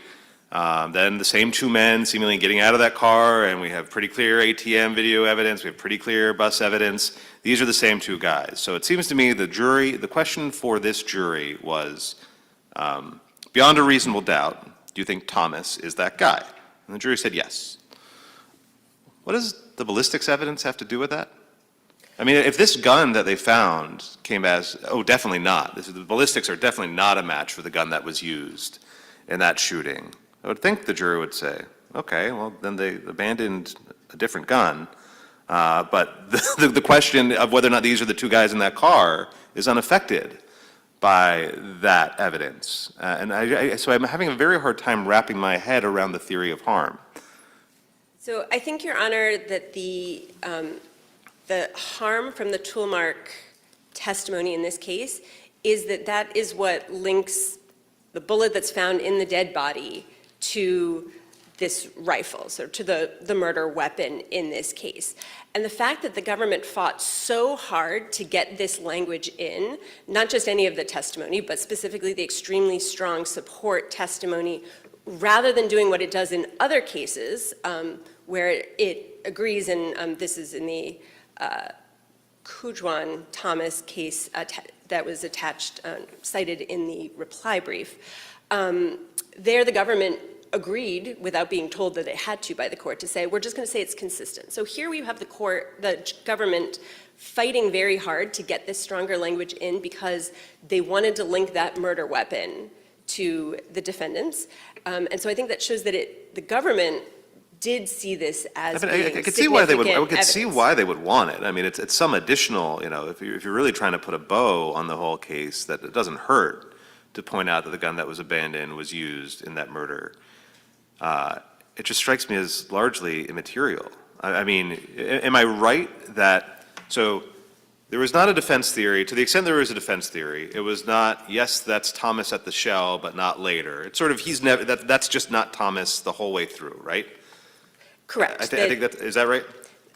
Thomas was never identified, and so the person the government has claimed is Thomas through that whole sequence of events is not prove directly with witness testimony saying this is Thomas. And the jury disbelieves that defense and convicts Thomas. And why would the ballistics affect that assessment? I have a hard time understanding it. I think, Your Honor, I just have to come back to this idea that the government's case against Thomas was inference built upon inference, built upon inference, circumstantial evidence without that direct identification. And that ultimately amounts to speculation. So when you have some evidence where suddenly he is being tied much more directly to a murder weapon, that is and can be enough to push the jury over the edge and say, okay, we don't believe the defense theory at this point. And our position is that without that toolmark evidence, the other holes in the case would have seemed more significant to the jury. If the court has no further questions for me at this time, I will let Mr. Stevenson's counsel present an argument. Thank you. Ms. Beskier. And we will give you your time for rebuttal.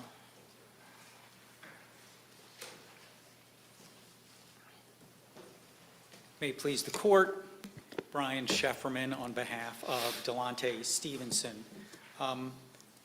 Following up a little bit on Ms. Beskier's last comment and to your question, I think Ms. Beskier is right that the jurors really want, and I think they put a lot of weight on the expert testimony in every case. But if you recall, in this case, this particular weapon, or the long rifle, I guess they called it kind of like the AK, the assault-style rifle, was found not too long after the Volvo fled from that apartment complex. And then a dog found, this long rifle, similar style rifle in sort of some brush, a wooded area between, near an apartment complex. And so obviously the government's theory is, well, these two men, the two who were involved in the shooting, had just taken that route to run, and they dumped the gun, and this is in fact the gun. I mean, obviously it tied in very nicely. I understand Your Honor's point. They could have come up with alternative theories. It's true. But the fact is the expert testimony meshed sort of perfectly with their theory that this is the murder weapon, and that helps us, get this case over the line in terms of I guess reasonable doubt. the difficulty I'm having is, it is not as if Stevenson and Thomas ran a defense that was, well, yeah, we bailed out of that car because of something totally unrelated. And yeah, we ditched a gun, but it wasn't related to the murder. I mean, my understanding is, it is roughly just accepted as a premise that the guy, like, these are the same two guys that are very closely tracked by pretty good video footage, from starting with Thomas at the Shell, to the apartment complex before the shooting, to that same car involved in the shooting, to two guys bailing from the car, and then you have them on the ATM, the parking lot, and the bus, and that shows what seem to be the same two guys in the exact same clothing. There's not a theory, there's not an alternative of why these two guys are bailing out of their car and ditching a gun. It is, the whole fight was, that wasn't us. And if the jury doesn't believe that, I don't see how the ballistics changes that calculus. If the jury doesn't, beyond a reasonable doubt, we think it was you, ballistics just, to me, I don't, who cares? So if they ditched a gun that they hadn't used, okay, like, I don't know why the jury would have cared if the ballistics came back and said, well, that wasn't the gun. They would have said, well, we're convinced beyond a reasonable doubt it was the two guys. These were the two guys. So they must have ditched that gun somewhere else, and who cares that the one they ditched here wasn't used? Well, I understand your point, and we agree that neither defense counsel sort of argued that they were two people that were there and then something else happened, they were fleeing something else. That's true. But if hypothetically, I guess I respectfully somewhat disagree with your sort of hypothetical, that if it had come back as being not the gun I mean, that would have created some significant confusion, and it would have raised certainly a lot of questions. It might have, but I have a related question about how to assess harm here. I mean, it wasn't going to be that the defense was going to be able to argue that actually tool mark evidence excluded that bullet fragment from the body as the weapon. So that wasn't the scenario that was ever going to happen. No. So I don't think we'd be assessing harm relative to that. The question is, do you think we should be considering the idea that assume we agreed that it was an abuse of discretion to permit this evidence to come in with this degree of certainty, should we be assessing harm on the theory that, okay, there would have been no ballistics evidence about that piece of the puzzle? Or should we be assessing harm relative to the idea that, as Ms. Basquier, I think, was acknowledging, would have been permissible? Instead, that testimony would have been, it's consistent. Or perhaps if you're looking at, maybe the high or low watermark, depending on, how you're measuring things, the idea that the testimony could have been, well, more likely than not, this was, the fragment recovered from the body was fired from the weapon that was recovered. Which of those do you think is the hypothetical trial that would have avoided the error that you're claiming that we should be gauging prejudice relative to? Well, in the brief, certainly, that is submitted on behalf of Mr. Stevenson, we do sort of acknowledge that the appropriate, level of certainty that sort of I asked this court to adopt is this, which is one that the Maryland Supreme Court did in Abrukwa, which was that it's consistent with. Okay, so take that as So given I for a agree with second. you that we were not arguing, no, there was no affirmative testimony could have been given. So,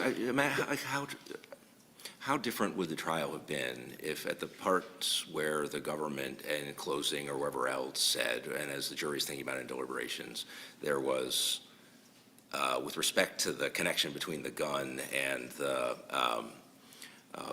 bullet recovered from the decedent, the government was allowed to say here, an expert came in and said that a high degree of confidence those are the same.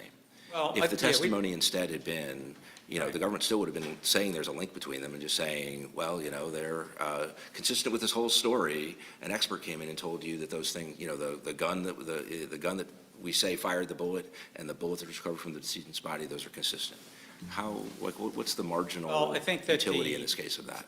It's enough of a difference that, and I understand you have to look at the totality of all the, the entire record, but it's enough of a difference under the facts of this case that it certainly could have influenced the jury's verdict. I understand that, the defense wasn't putting on an expert to say, no, this couldn't be the gun. But it's essentially, we think, sort of the opinion that it's consistent with is, I look at it, and I've seen at trial experts say, I looked at every possible way to see if this gun could be excluded. I couldn't exclude it. It could have fired.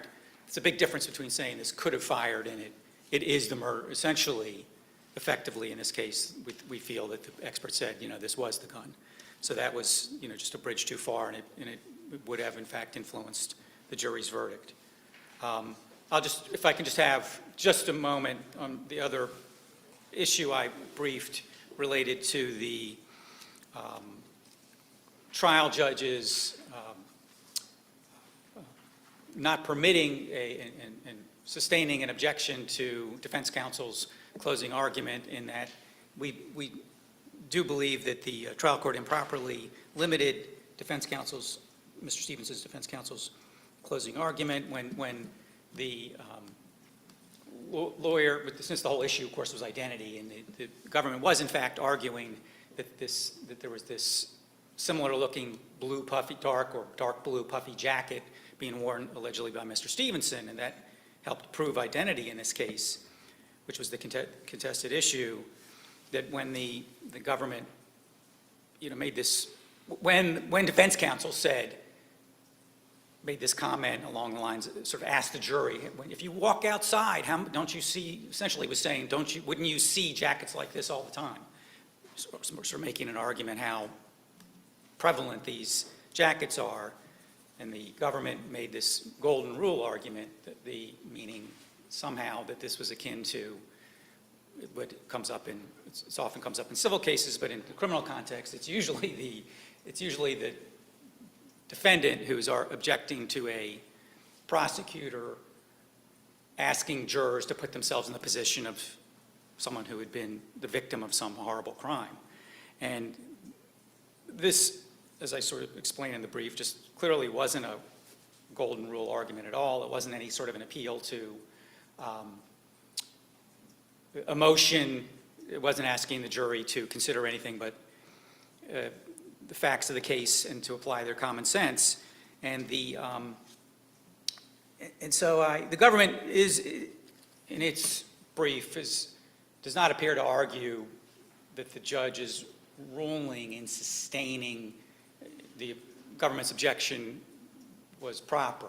They seem to be conceding that it was erroneous because the judge, but they're saying it was harmless. And I agree, although the defense counsel did in fact continue to argue to the jury and was permitted to argue to the jury about how common blue jackets are. That was only after the judge said, objection sustained, the jury will disregard that last statement. That's how I think the record reads. Meaning what Mr. Stevenson's lawyer just said to you, that's struck. Don't consider that anymore. I think the jury understands when they say something is struck, they're not. So that certainly cut the legs out from under the further defense argument on that point about identification, which is an important. Why is that exactly? I mean, I'm not sure I see the objection as warranted, and the United States isn't defending it. But if the concern was this argument is directly saying to the jury, like, think about your own experience, sort of in personalized terms. If that's the objection, then I'm not sure why I cut the legs out of making the same point without being personal in the same way and saying, use your common sense about how use your common sense about how frequent or infrequent jackets like this are. Or it seems like it left open other ways of trying to get that point across. So I wasn't quite sure why it cut the legs out of the general point as opposed to putting perhaps an unwarranted restriction on one way of framing it. Well, as I said, the record does show that the defense counsel did continue to talk about that point. I agree with that. But the judge, the way it happened, I'm just saying that the judge, by specifically telling the jury, strike that last comment, sort of, when you tell. The jury might have overread that to mean that everything that's being said thereafter is kind of barking up the wrong tree. Yes, that's what I mean by cutting the legs out from under from what the lawyer continued to argue. But unless there are any other questions, I would. Thank you. If you want, we'll give you a minute on rebuttal if you need it. From the government. May it please the court, Mary Fleming for the United States. The trial court did not abuse its discretion in permitting the conclusion language used by the firearms and tool marks expert, but this court does not need to reach that issue because any error was harmless. On this record, there is no serious question that the rifle found on the undisputed flight path was the same rifle used in the shooting. So we can say with fair assurance that the jury's verdict was not affected by the difference between extremely strong support, extremely weak support language, or consistent with language that I think appellants are suggesting would have been appropriate. On the expert testimony, as required by Gardner, Williams, and Jeter, the expert did not testify with 100% certainty. He didn't say that tool marks are unique. He didn't use the word match, and he explicitly qualified his testimony. He said he's not 100% certain. He left open the possibility that there could be another firearm producing the same tool marks, and said that his opinion's not based on statistical way to measure or convey the weight of the evidence.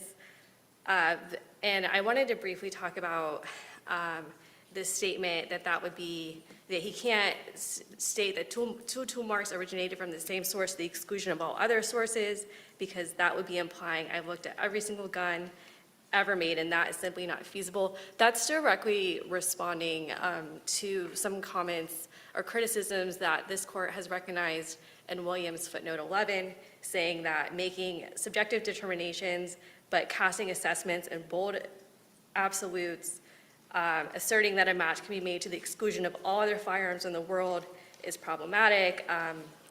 And then in Jones, which is a 2011 case, this court held that an absolute statement was harmless because on cross, the defense elicited extensive cross, but one point was that the expert was willing to conclude that a cartridge casing is matched to a particular gun to the exclusion of all other possible guns, even though he had not examined all those other firearms. And to be clear, we are making an argument under this court's case law and the understanding of the science under that law, but we did put in extensive new scientific studies, or at least post-PCAST studies, that I don't think this court has previously considered. We think that that supports the expert's language in this case. So whether this is related to the question I was asking the folks on the other side of the podium about what it would be appropriate for us to consider, because the way things ultimately spun out, it seems at least murky whether the trial court ended up relying on the new science that you folks presented, and whether if we were to rely on that, that would be procedurally unfair to the defense, because the defense, there was discussion of whether if there was going to be consideration of new science, there would need to be a full-blown Daubert hearing, and there was not, in part based on a representation, somewhat unclear, I acknowledge, but that the trial court wasn't going to do that. So what's your response to the concern that it would be procedurally unfair for us to rely on the new science given that sequence of events? Sure, I think the trial court's ruling, I agree it's murky. I think it's best understood as an alternative ruling that the court did consider this science. It talked about it in its order, saying the government provided significant data and case law that undermined defendant's claim, cited to our opposition and the underlying declaration and the studies that were cited in the declaration. And the defendants didn't say anything about that.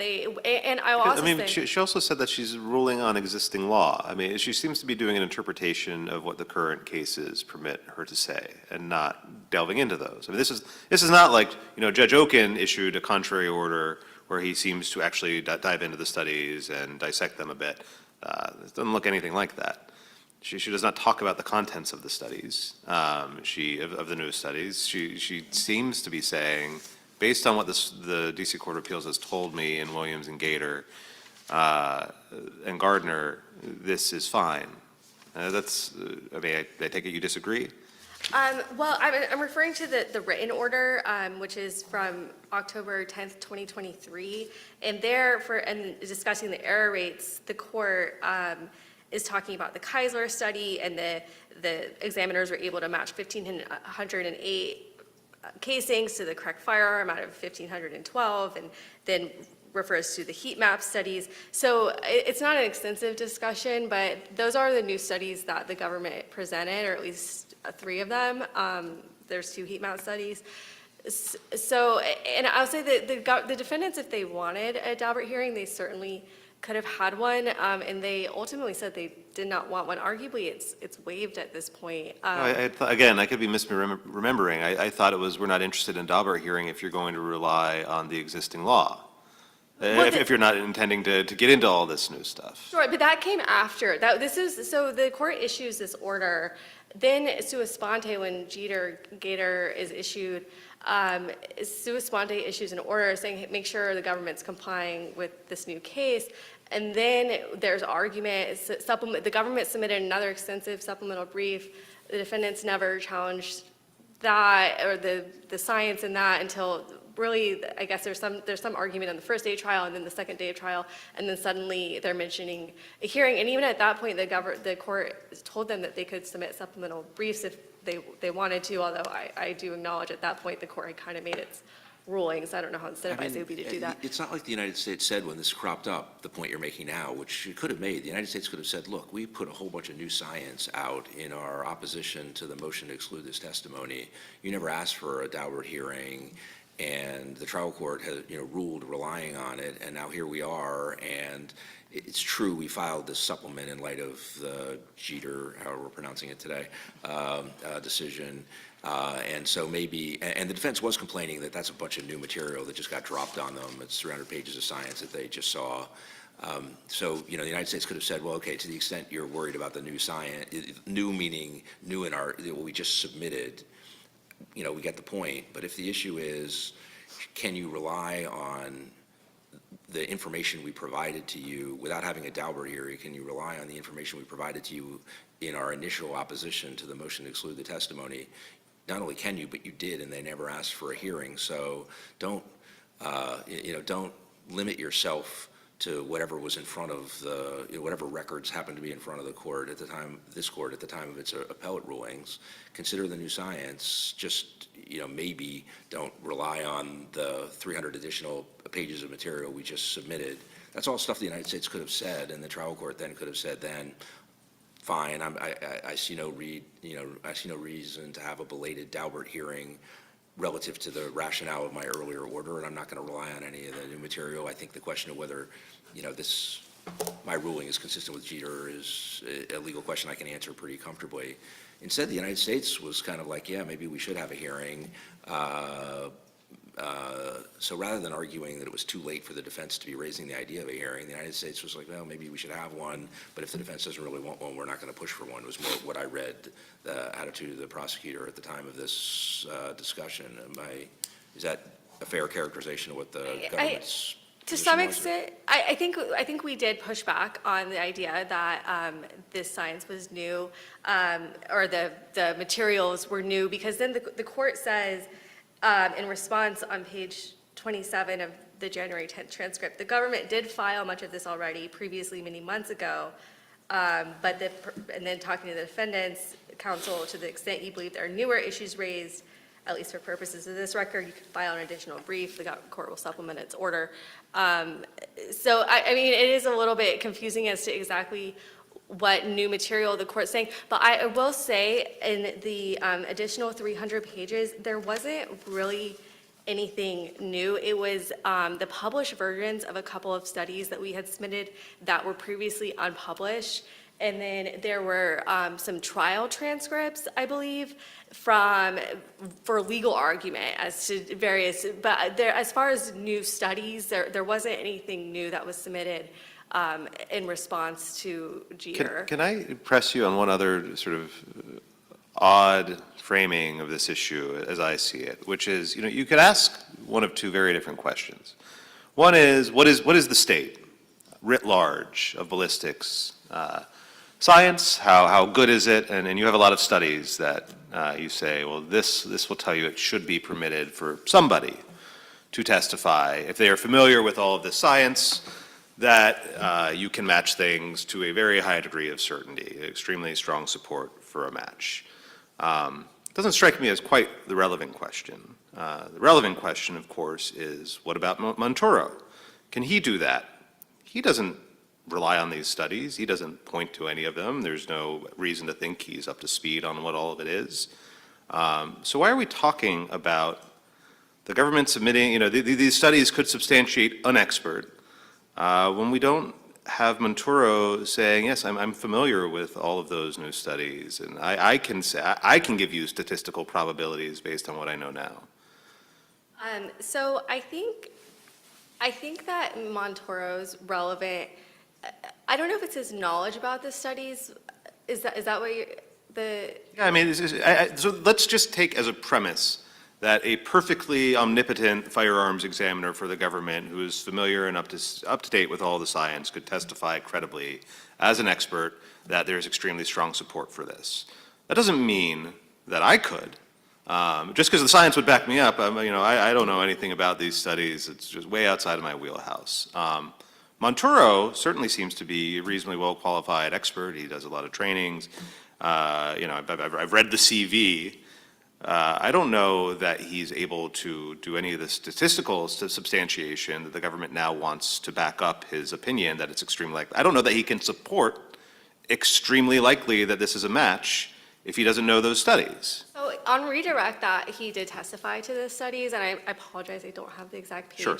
But he was cross-examined on PCAST, the Okay. report, and then on redirect, the government asked him about the error rates, and he testified that they were all 1% or less, and I don't think he differentiated between which studies he was talking about, but it showed that he was familiar with him. And I think as far as the question of Montoro's ability versus the reliability of the conclusion in general, I think that goes to, in my mind, more to subpart D of Rule 702, whether the expert has reliably applied the principles and methods rather than C, and that hasn't been challenged here. My understanding, I read everything to be, we're under Rule 702 at Z, looking at the reliability. But he certainly did. And the other thing too is I want to resist the notion that an expert has to tie his conclusion to a statistical certainty. I'm not sure, I think it supports the reliability. I definitely don't mean to say he needs to be able to tie it to a statistical certainty. What I'm suggesting is, if we're trying to say, these studies would back somebody up in saying extremely strong support for a match, that doesn't mean that he has followed that his opinion is the product of reliable principles and methods if he isn't familiar with all those. And I think you would agree that if they put me up as an expert, a ballistics expert, that would be a 702C problem. I can't, it's not just D. That my only problem is not that I haven't made a reliable application of the principles and methods to the facts of the case. The problem is my testimony is baseless. I'm not an expert of any sort on ballistics. I mean, if you took John, somebody off the street, you would say, definitely that's a problem too, right? Sure. I mean, I guess we could quibble about whether it's C or D, but I think Mr. Montoro was clearly qualified and experienced, and he also testified to his proficiency testing that he undergoes, and he did mention the error rate studies on redirect. So I have a short period of time left. I'd like, if I may, to briefly address the harmlessness. Can I start you off by asking you a question about on harm? Okay, about Mr. Thomas's, the harm question as to Mr. Thomas. The government's brief refers a few times to video showing Thomas doing this and Thomas doing that. And Ms. Beskier argues that no one has actually identified Mr. Thomas in these videos. Can you speak to that? Sure. So his face is available on surveillance at times in the gas station, and then on the Metro bus, and then walking through the ATM. So we would argue the jury could identify him. But also there's just a lot of circumstantial evidence that was Thomas, including him in the gas station answering a phone call to Little V, which is his phone number. We know it's his phone number because the broken phone found in the Volvo was transferred to that number, and that phone has a picture of him holding up his Social Security card and driver's license. So I think and then we have Instagram photos, and Mr. Williams identified that as Mr. Thomas's Instagram of him wearing the shoes that are pretty distinctive, and pictures on his Instagram.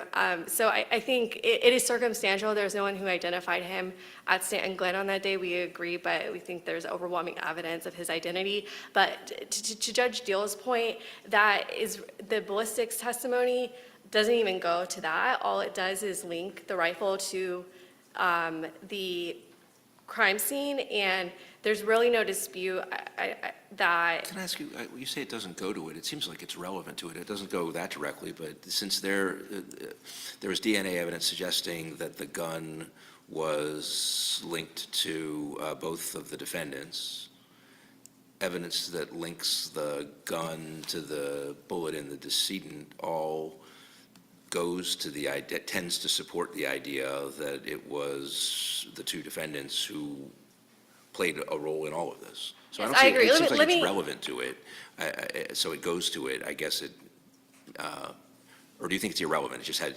if someone was trying to say, here's part of the evidence that shows that Mr. Thomas and Mr. Stevenson are the two people who did all of this, here's a piece.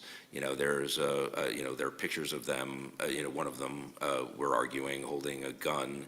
That we're arguing the same gun was recovered. DNA, at a high level of probability relating to both of them, found on the gun, and a bullet from the gun is found in the, a fragment of a bullet of the gun is fired by that gun is found in the body. All of that seems like it goes to their identity. It's just a question, I guess, of how directly or how powerfully in light of everything else. Or do you think it's irrelevant?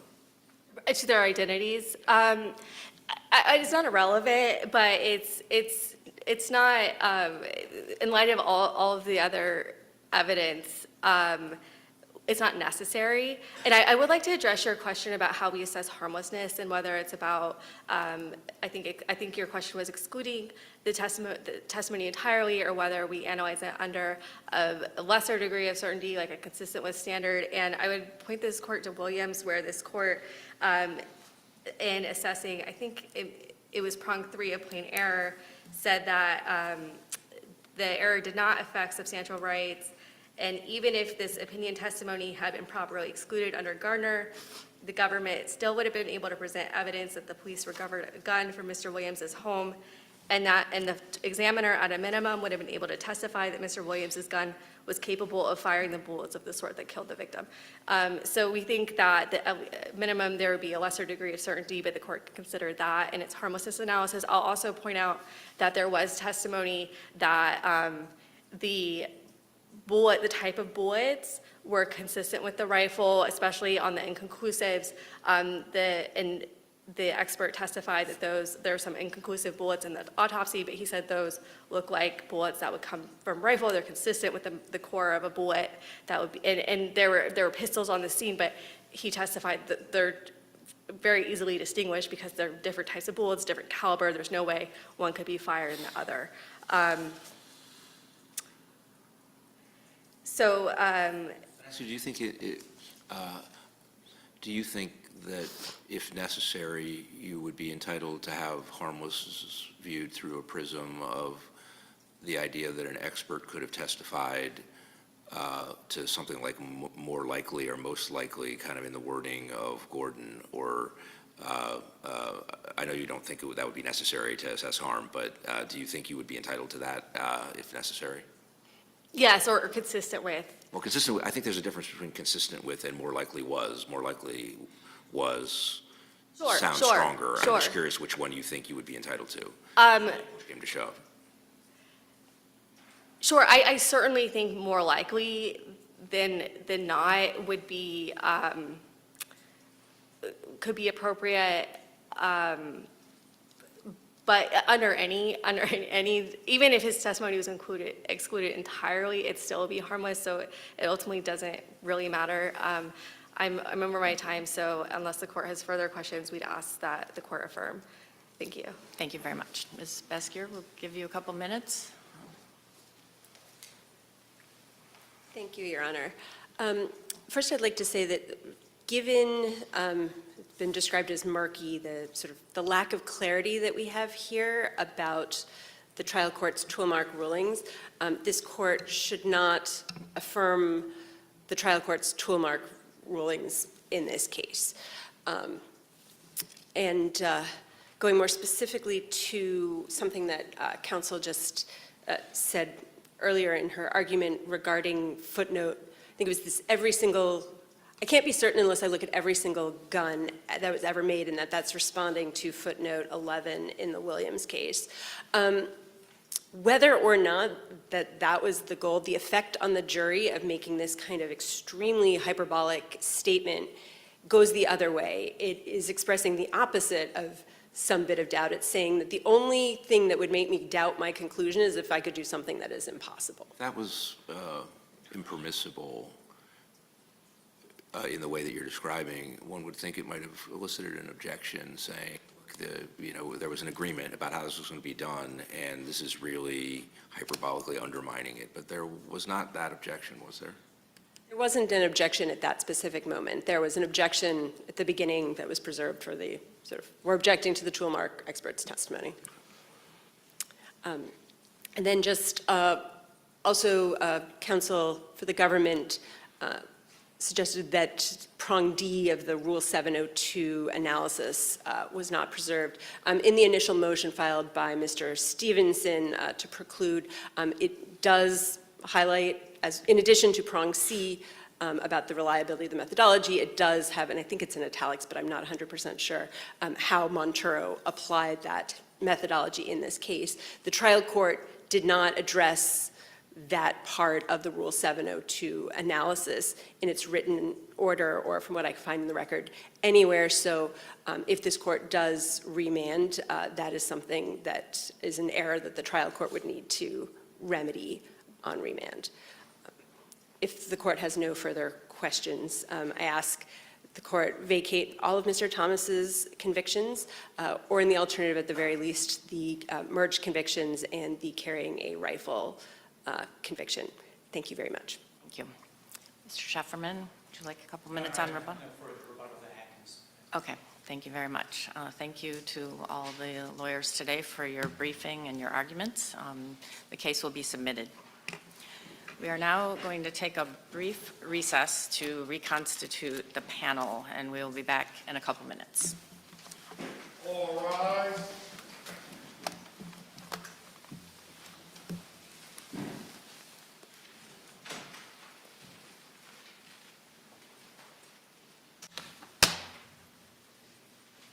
This honorable court will take a short recess to reconstitute the panel.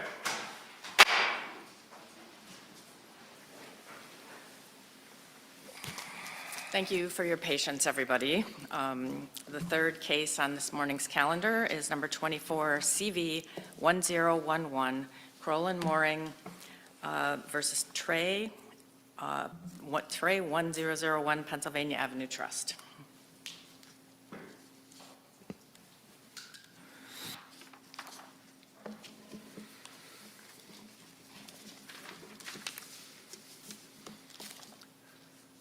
Good morning, and may it please the court. I'm Don Virilli for Crowell and Mooring.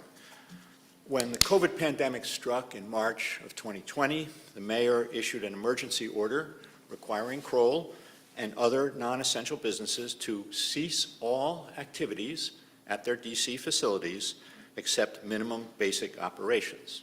As a result of that order, Crowell could not conduct its law firm business out of the premises that it had leased for that purpose. The question before this court is whether that March 2020 order and the orders that followed triggered Crowell's entitlement to a rent abatement under the lease provision governing the interruption of essential business services, that's Section 13F. The answer is yes, because every contractual condition in Section 13F is met. Crowell's use of the premises was materially impaired by reason of an interruption of the ability of its workforce and invitees to gain access to the premises. The premises therefore could not be used to conduct Crowell's business, and those consequences flowed directly from government orders, which qualify as triggering force majeure events under the definition in Section 13F. I know we're going to have a lot of discussion about the specifics of those conditions. If I could, before getting into that, make a prefatory point that I think is significant. Setting the stage here, Section 13F is a quite unusual lease provision. Most tenants do not have this kind of rent abatement protection in commercial leases for events that are entirely out of the control of the landlord. This one does. It's a very tenant-friendly provision, and Crowell was able to bargain for it because it had considerable leverage as the dominant tenant for a very long time in this building. And so I think as we work through the specifics, it's important to keep in mind that this is a provision that allocates risk in a way that's quite different from most commercial leases. Now, with respect to the specific conditions and whether they're satisfied, it seems to me that the real fight here, the crux of the fight, is over whether, in fact, there was an interruption in the essential building service of access to the facilities. I take it that my friends on the other side's position is, well, look, the security system worked, the badges worked, the employee came in with a badge, they could get into the building, we had a security guard there, and therefore there was no interruption with the essential business, building service of access. But I think that's problematic because, and the reason it's not correct, is that it views the question from the perspective of whether the landlord did anything to impede access. Well, I don't know if premises. I don't know if it necessarily focuses on that issue as much as it focuses on the word access, which I think both parties agree is sort of the crux of the issue here.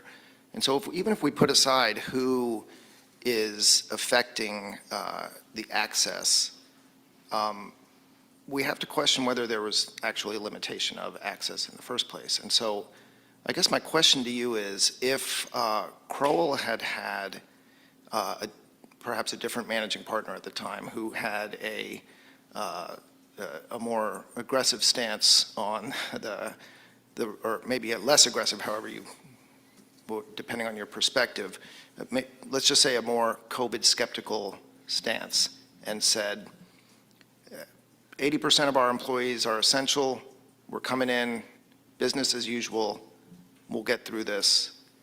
All of those employees would have been able to get into the building, is that right, and do their work? I think, forgive me, Your Honor, for saying this so strongly, I think it's inconceivable that if 80% of Crowell's employees arrived at these premises on March 22nd, 2020, that they would have been admitted into the building. Admitted by whom? How? How is that?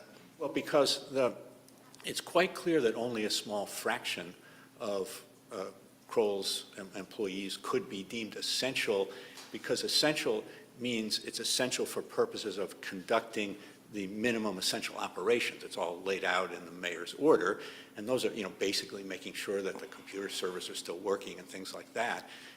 By definition, it's a tiny fraction, and I do think that actually pretty clear from a communication that was conveyed by the landlord.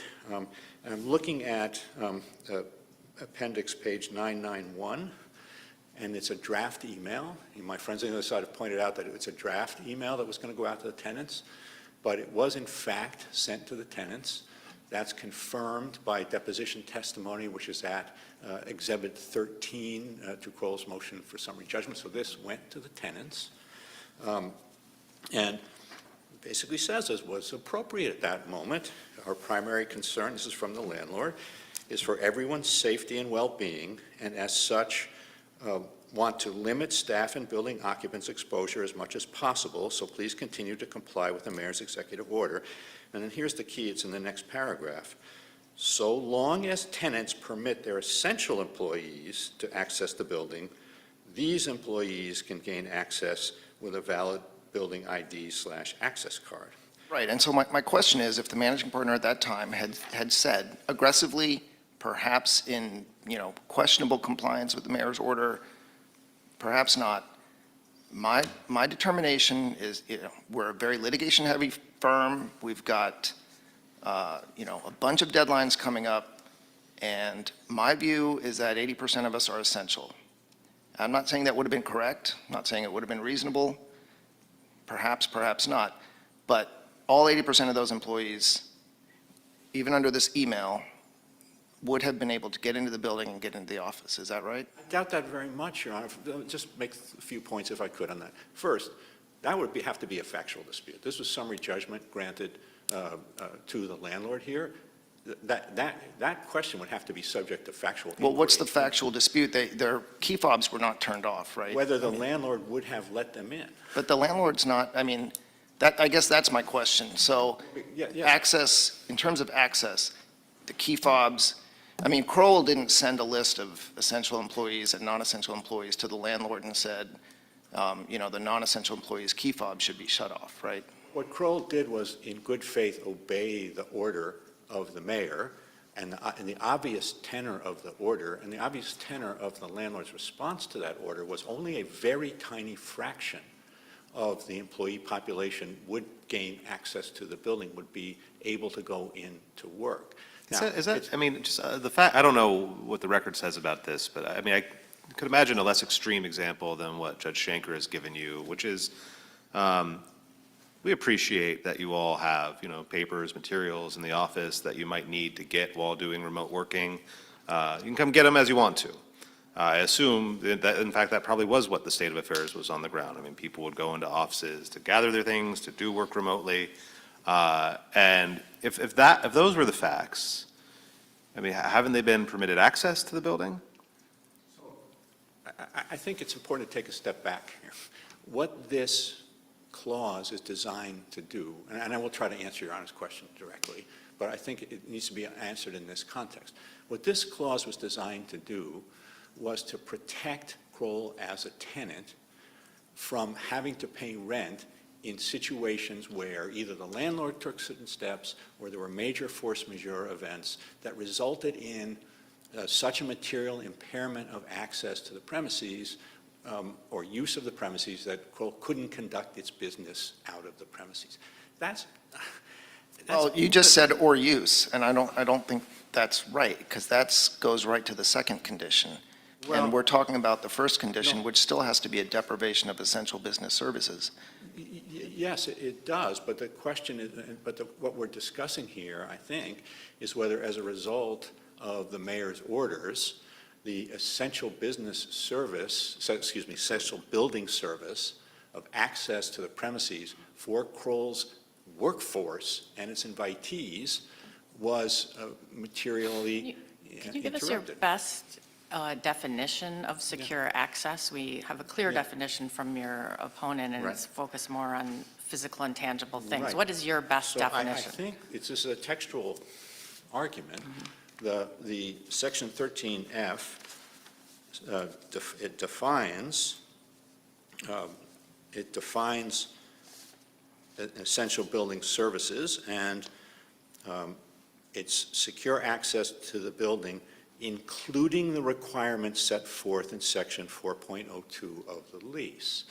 Section 4.02 of the lease, which is, one can find it at page 525 of the appendix, says, imposes an obligation on the landlord. It says the landlord at its cost and expense shall do several things, the fifth of which is provide tenant, its employees, and invitees prompt access in a manner consistent with a first-class building, et cetera, into the building and the premises, meaning its lease space, 24 hours a day, 7 days a week. It's quite clear that that imposes an obligation on the landlord to admit tenants' entire workforce and tenants' employee and tenants' invitees into the premises. That's a definition in the contract. But of what that's, access is.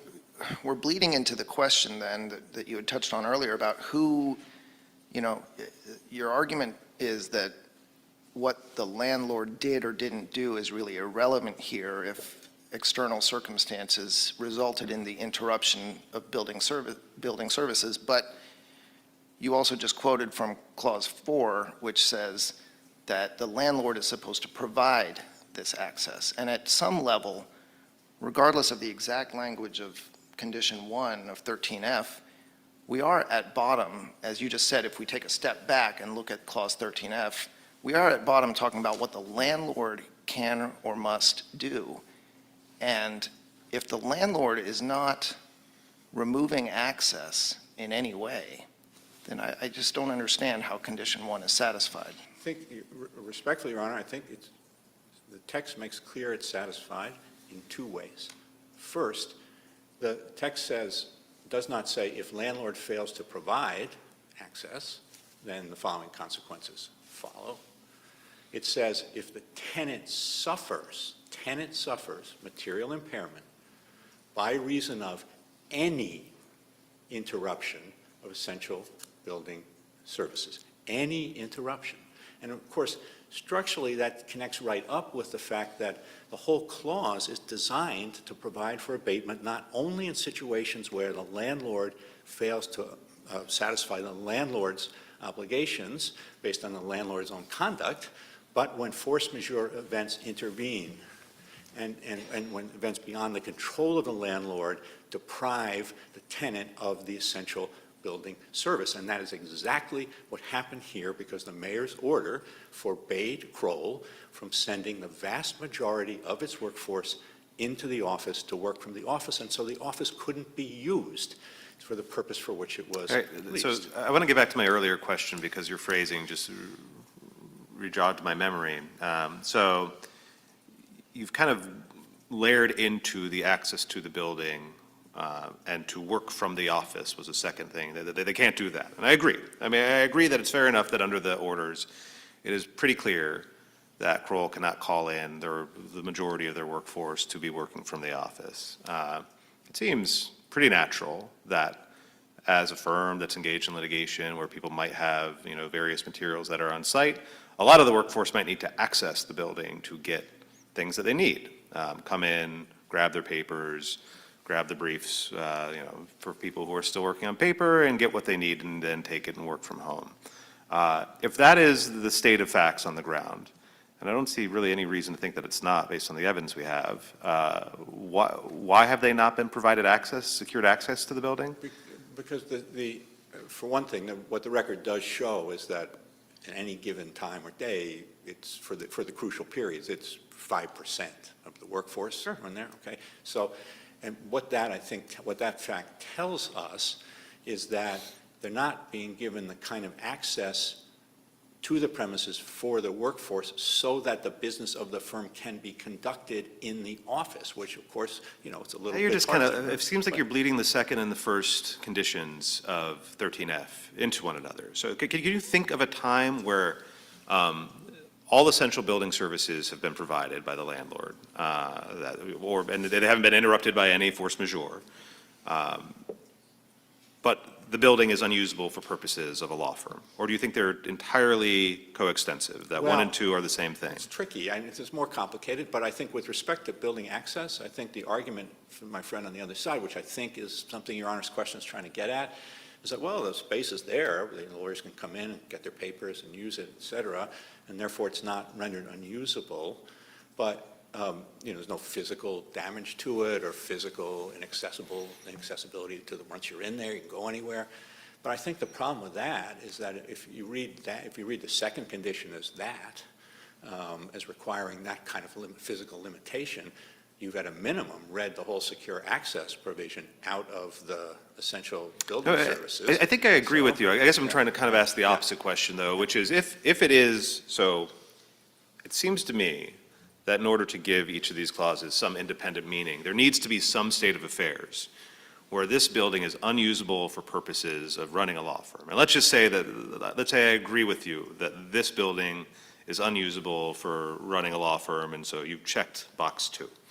But then I think the problem for you is it's not because of any interruption of an essential building service. And what I hear you sort of saying is, well, anytime it's unusable to operate a law firm, it must be because of an interruption of an essential building service. No, okay, I appreciate your clarifying Sure. that. That's not what I'm trying to say. Okay. I'm trying to say something different. I'm trying to focus on what the word access means in this contract, particularly in section 4.02 as it is defined, and that I think it's very hard to dispute that it could mean anything other than access for the entire workforce to the premises, not 5 or 10% of the workforce to the premises, and that has been interrupted. It hasn't been interrupted because of any bad behavior by the landlord. It's been interrupted by a government order. That's what's been interrupted, and that's what Crowell had a contractual right to. And maybe if I could try to illustrate this point with a hypothetical, and I think also get at Your Honor's question. Let's say it wasn't the mayor's order, maybe take Your Honor's hypothetical and kind of flip it around. It wasn't the mayor's order that restricted us to 5 or 10% of our workforce going in, but it was the landlord. The landlord said, I'm really going to take this public health emergency seriously. I'm only going to let you have your 10% of your employees, the most essential employees, come in for keep minimum operations. It's basically the same order, but the landlord imposed it. I don't think anybody would doubt for a second that that triggered the interruption of essential building services clause. I don't, you know, it's a long contract, but I would assume it violates whatever provision one is. There's probably a more fundamental breach of contract, not just an abatement Right, there. you're But right, Your Honor, and you know what it is? It's section 4.02, which says landlord shall provide prompt access for the workforce and invitees. That's my point. That's Well, exactly my but I point. guess the question then it goes all the way back to one of my first questions, which I'm not sure I got, we fully explored, but just using your hypothetical, doesn't it depend on what the landlord did at that point? If the landlord said, look, we just want 5 to 10% of your employees to come in, but there's nothing we can do about it, and we're not turning off key fobs, right? And earlier, you answered my question that if Crowell had taken an aggressive stance and said 80% of our people are coming in, or even if we tweak that hypothetical and say you had a very COVID-skeptical workforce and a bunch of folks said, I'm coming in, and that's what I'm going to do. Your answer, I think earlier you said it's inconceivable that the landlord would have allowed them to come in. And I'd like to know how, I mean, there's no claim here that the landlord was tasked with enforcing the mayor's orders, right? Well, There's no evidence in the record that I'm aware of that the landlord put folks at the front of the building and said, we've just hit 6%, you can't come in anymore. I can make a few points about that. I don't think the landlord said that there's a specific cap on what percentage counts as essential employee. I guess I agree with Your Honor about that.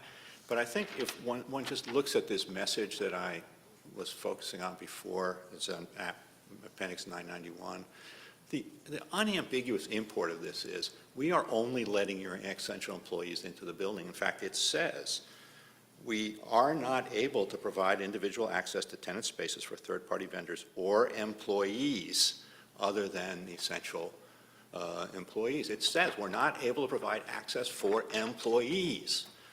It says it. And so I think it's, and that's why I say, and I also think, you know, we all lived through this. We remember what it was like. I just think it's inconceivable that if hundreds and hundreds of Crowell employees had arrived on March 25th to the lobby of the building, that the landlord said, go on up. It's inconceivable. And so I do think that you have evidence in the record where they said they are not able to admit employees who are not essential employees. Everyone understands from the text of the mayor's order that essential employees are a small fraction of the overall set of the workforce. Crowell obeyed the order as a good corporate citizen and sent in only a small fraction of the workforce. And so there's a direct through line from the mayor's order to the fact that only a small fraction of Crowell's workforce could get access to the premises. And that, the consequence of that is that they couldn't conduct the business of the law from out of the premises. I do read that last line of that, sorry. I read that last line of that email a little differently. I'm not sure it's entirely meaningful at this point, but individual access to tenant spaces for third-party vendors or employees, I think that's a part of third-party, but otherwise it would be, it would conflict with the sentence just before that. At a minimum, if there's an ambiguity about this, then summary judgment shouldn't have been granted here. Summary judgment is granted to the landlord, and a premise of it was exactly what we're talking about here. You know, I've been up here a long time. We haven't talked about the question of whether this is a qualifying government order, which is another ground for the trial judge's summary judgment ruling here. I'll ask you one quick question on that, but and I didn't mean to cut you off, but your brief makes a very brief reference to an act of God being sufficient on its own, and I'm wondering if you're standing by that. No, I think where we are, you know, we move for summary judgment solely on the order of government point. We haven't abandoned those. You know, if the case were to go back, we haven't abandoned those in the Superior Court, but for purposes of this court's ruling, we're focused solely on order of government. Now, with respect to that, I guess the dispute here is whether that phrase in the definition is just a qualifier of the taking by eminent domain language that appears earlier in the definition of what counts as force majeure. You know, there are two ways to interpret that, I guess. a few points on it. The first point is that when we were in front of the trial judge, both parties agreed, and you can see this in the transcript, I think it's at page 433 of the appendix, where counsel for the landlord agreed, no, we think it's not, this phrase is not limited to takings by eminent domain, or it's the orders of government, it's ambiguous and it's broader. So I think that's significant because this is a contract case, and we're talking about the mutual intent and understanding of the parties. And so I think you have both parties in front of the Superior Court saying that it wasn't limited in that way. Second, I think just as a grammatical matter, in order for it to be limited in that way, there would need to be an or that isn't there. It would need to read a taking by eminent domain, requisition, laws, or orders of government, or civil, military, or naval authorities in order to make it a qualifier of eminent domain. There's no or there. But I think most importantly, don't think it matters because, and that's true for two reasons. For one, I think that this order of the mayor could easily qualify as a temporary, but still, a regulatory taking of the premises, because it's an order that's rendered the premises unusable for the conduct of the law business. You can have regulatory takings when property interests are. You know, my memory is not perfect, but I don't recall this argument being made in your brief. Do you Yes, I think you're right, Your Honor. I'm making it here, but it is a question of what does this language mean? And then in this argument we did make in our brief, which is that whether or not it's, even if you're reading it the narrow way, and we don't think we should, that there's not any doubt, I think, that it's a cause similar to the foregoing, in that it's an order of government that has the same consequence of an eminent domain kind of order, in that it prevents us from using the premises for the purpose for which we leased it. So I think, and then I guess final couple of points on that. One is, you know, if this is ambiguous, you got to have a trial. This was summary judgment. And two is, What would the trial have edified? I think it would be a trial about what was the party's mutual intent here. Did the parties in the contract, did the parties intend this phrase to be limited to? But at the summary judgment stage, the parties had put in all the evidence they had on the understanding at the time the contract was amended in this way, right? And there was no evidence one way or the other on the point of view at the time the amendment was drafted. But I guess what makes that a little bit complicated here, Your Honor, is that the judge came up with the idea that this provision was limited to eminent domain, that orders of government were only orders of government that effectuated an eminent domain. The parties had a different view and argued it differently in front of the judge. And so I do think, you know, if the judge, I think the judge would have to be focused on the point that, no, this is ambiguous, you've got to make a resort to extrinsic evidence and figure out what the answer is, and that didn't happen. And so that's it. The other point I would make about why it ought not be limited in this way is that the contract, the lease, already covers condemnation and the consequences of condemnation in a separate provision. And so it would be exceedingly strange, I think, to say, well, we're going to limit this language to just condemnation when it's already covered in the lease. And then more generally, with respect to force majeure, this is an extraordinarily broad and encompassing definition of what counts as force majeure. It's basically trying to cover the waterfront here. And so in view of the fact that it's as expansive as it is, it seems contextually inconsistent with the overall thrust of this to say, but this provision, orders of government, is going to be narrowly construed just to cover in a way in which eminent domain is effectuated. I realize I've been up here a while. If the court has no further questions. Thank you. Thank We you. will give you a couple minutes on rebuttal. Thank you. Good afternoon, Your Honors. Rebecca Woods on behalf of TREA 1001. It's TIAA. We'll clear that up. TIAA Griff. In any event, may it please the court. I think I need to make crystal clear, I thought the record did so itself, that the landlord provided every single service it committed to every single day of this pandemic. Every day, this building was completely accessible, and it was accessed by some number of Kroll employees. They could go, they could swipe their cards. If they couldn't get in because the card was broken, there was a security guard on site. The HVAC ran, the hot water ran, everything was working. And why was that the case? First, landlord had contractual obligations it was going to meet, and it was bound to meet those, and it did that. Second, the mayor told landlords, keep your doors open. Now, that made sense because the mayor's orders also said essential businesses, essential government functions, they all have to keep working. And landlords were not in a position of picking who was allowed in and who wasn't. Compliance with those orders was in fact up to Kroll. Whether people weren't coming in because Kroll said don't come in, or they weren't coming in because they were afraid of COVID, or they weren't coming in because they wanted to wear soft pants and sit on Zoom, the landlord had no role in those determinations. What the landlord could do, and what the landlord did do, was satisfy all of its contractual obligations. So now let's turn to the contract.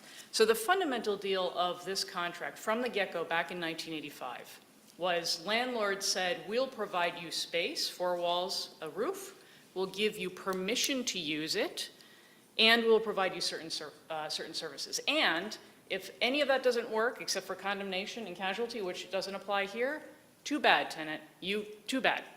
In 2010, the parties had issues with their HVAC, and regardless of that contextual circumstance, the parties agreed to slightly change the deal. But importantly, if you look at the opening of Section 13F of the 17th Amendment, it reaffirms the fundamental default, which was that landlord would not be liable for its failure to furnish any services or utilities. But then Section 13F goes on, it is punishingly long, and slightly changes it and creates an exception to that default rule. And that exception to the default rule was 3 specific hurdles that Kroll had to meet each one of them. It's almost like a mathematical equation. You have to go check, check, check, check, and if they don't get all of those check marks, then they don't get the abatement. Now, these 3 hurdles are separate, but they're deeply interrelated, and I'll talk about that in a second. Conceptually, although it's number 3 in Section 13, this is the force majeure or fault of the landlord. Conceptually, I want to talk through the mathematical equation. First, there has to be causation. Something has to happen. That's the first kind of bucket that then causes the interruption of an essential building service. That thing that has to happen, it can be a force majeure, it can be the fault of the landlord. The elevators don't work because the landlord was negligent in maintaining them. We've now checked that box. The elevators don't work because the electricity got knocked out just to the elevator bank. We've checked that box. Okay, that box is done. Now we move on to the essential building services. And this is important, and it has 2 components to it that I don't think Kroll gives due emphasis to. The first one is that something happens to Kroll. They suffer a material interference, interruption, curtailment, stoppage, or suspension of their use and enjoyment of the premises. Okay, so something has happened to their ability to use and enjoy the premises. But why? Because by reason of an interruption to the essential building services. So something has also happened to the essential building services. And I think the questioning nailed it on the head. This is a promise by landlord to furnish something. Whether landlord's failure to furnish something is its own fault or not is irrelevant, because by the time we get to that essential building services prong, we're still in the position of having to actually literally provide you something. And that first causation, the essential building services requirement requires that something not be provided. Okay, moving on, and I think it is useful to note that then interference is defined in this prong as both that something happens to Kroll and that we've got the interruption of essential building services. And this is important because that capitalized interference is a critical component of the following prongs. So let's move on to the next one. We have to render the premises unusable. Could we just stay on the first one? I mean, because I don't think I've yet heard sort of the direct response to, well, the essential building service that was interrupted was our sort of free, unfettered right to access the building. It was not the landlord that stopped us from entering the building so much, but that, we have this force majeure clause that says it doesn't need to be under the landlord's control. So that's the essential building service that's been interrupted, is our right of access. Yeah, so that's not what the parties agreed. The answer to that question lies in looking at the terminology for how essential building services is defined. And we have secure access, and then we have a jump site to section 4.02, which has much more discrete things that the landlord provides at its cost and expense. None of those things is a generalized thought of ability to use. Each of those things is a literal service that the landlord provides, and this is the essential building services. And then the third prong, which I didn't get to, that last kind of conceptual thing, is the lack of usability. And there needs to be a direct line between the failure of the essential building service and the lack of usability. You can't have free-floating usability, and the provision says so itself. It provides that the premises are rendered unusable because of such interference. It starts off with such interference renders the premises unusable. Right, but you are also then seem to be conflating conditions 1 and 2, and I'm not sure, not to speak for him, but that you've necessarily provided an answer to Judge Deal's question, which is, just under prong 1, has there been an interruption of an essential building service, meaning access? Has Crowell suffered Yes. an interruption of an essential building service consisting of, if we want to say secure access or access, I don't know, we can explore that maybe later, but has there been such interference? So I think the answer is no for 2 reasons. One, that first prong countenances a loss of use of a portion of the premises, but then the parties said you not only have to lose an essential building service, but it has to result in a loss of use. I'm going to answer your question with an analogy. So there's an essential building service of hot water, and if somehow the hot water gets knocked out, Crowell meets that first prong of now had a loss of use and enjoyment of an essential building service. I don't have my hot water, and you promised to provide it to me. But then when we get to usability, the question is a separate question. Does the lack of hot water render the premises unusable? And I think the landlord would say, well, here's your hand sanitizer, but it doesn't render your premises actually literally unusable. In terms, then to answer your question slightly differently, secure access, they haven't lost their secure access. They've lost no more secure access than they lost the right to use the elevator banks or the air conditioning. The secure access has to be defined by the company it keeps, right? And so if you're looking at HVAC and plumbing and security and fire and services, the question would be, landlord, what does it mean for you to provide me HVAC? Well, there's the elevator bank, there's the button you press. What does it mean to provide me electricity? Well, there's the plug you plug your electricity, your laptop into. What does it mean to provide me secure services? Here's your key fob. 4.02 amplifies that because it's talking about the first-class modern office building. That's not about general right of use. That is about how am I getting you access? In 1985, maybe that was a key. But by the late 90s, that's probably key fobs. And for all we know, in the future, it's going to be facial recognition technology. So, I mean, I know 13F also refers to, invasions and insurrections. So I'm just trying to crystallize what your position is. Let's say there is an insurrection in DC and the insurrection force decides that where they're going to set up base is going to be right in front of Crowell's building. So they're out there. They've got tanks blocking off the street, whatever. They've got armed men who are making sure nobody but their insurrection force is coming through that territory. So Crowell's employees, generally not members of the insurrection force in this hypothetical, are unable to access the building. I think your position is that would not be an interruption of an essential building service? It is, Your Honor. Okay, It the is. landlord has still done, we've provided the services that the building can provide, and though that is a force majeure that is defined, it's not a force majeure that is interrupting an essential building service. It is instead a force majeure that is, through some other means, precluding access to the building. Is that right? Yes. Okay. This is an equation, and if you might check the box on force majeure, but if you're not hitting the landlord's inability to provide or ability to provide an essential building service, then all you're left with is lack of usability. And I'm just curious, and I'm sorry to cut you off, sure. but because some of these clauses seem a little bit in tension with that theory, like if all we're talking about are utilities, HVAC, HVACs and water, I think I know the answer to this, but I mean, it's not obvious to me initially why insurrections and invasions would tend to implicate those things. They tend not to go in and dismantle HVACs. But I guess they could blow up buildings. So maybe that's the answer. Yeah, I'm not sure the party, I think the parties just wanted to be comprehensive about if something does knock out an essential building service. If there's a strike and the maintenance people who keep the elevators running can't come in and work on the elevators, then that's what's happening. But we can't short circuit. Again, remember, this is in the context of a lease that by its terms says, like in the original 8.05 says, tenant, the default is you don't get any relief. And here, they carved out a slight exception. You get a relief if these particular granular physical provisions of services are interrupted.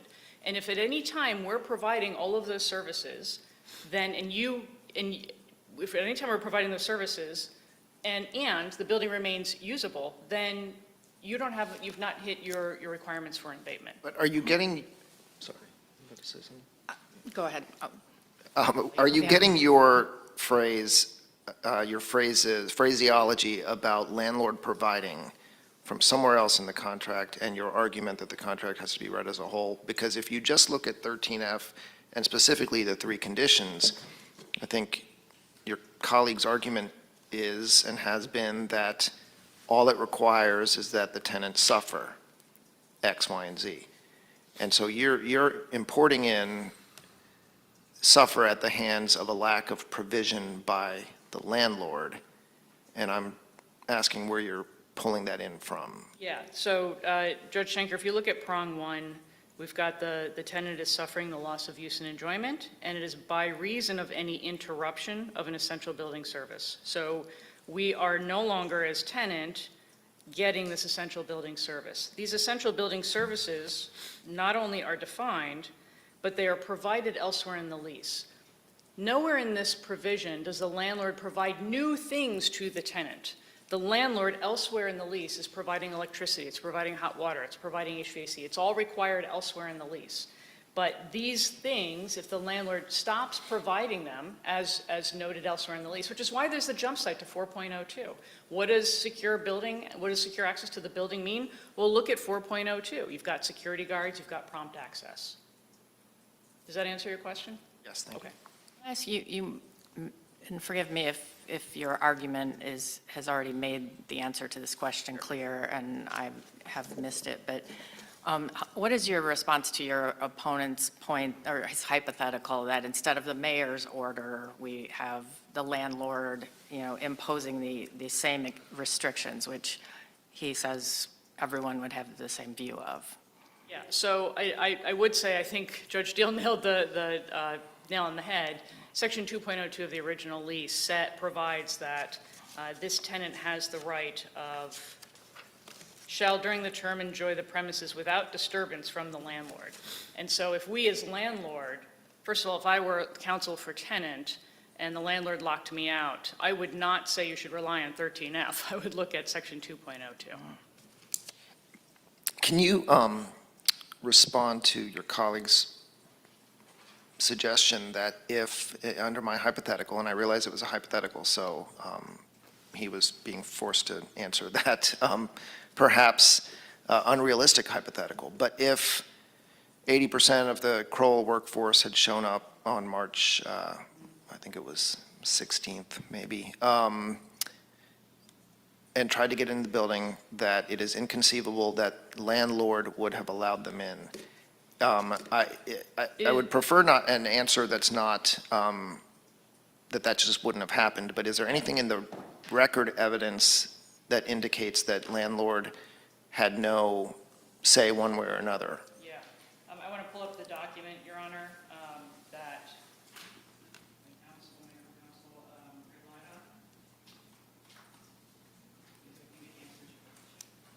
So I think he cited to record app 991, and the quick answer, before I go to the text, is landlord would never have been in a position to tell tenant, that's an essential employee, that's not an essential employee.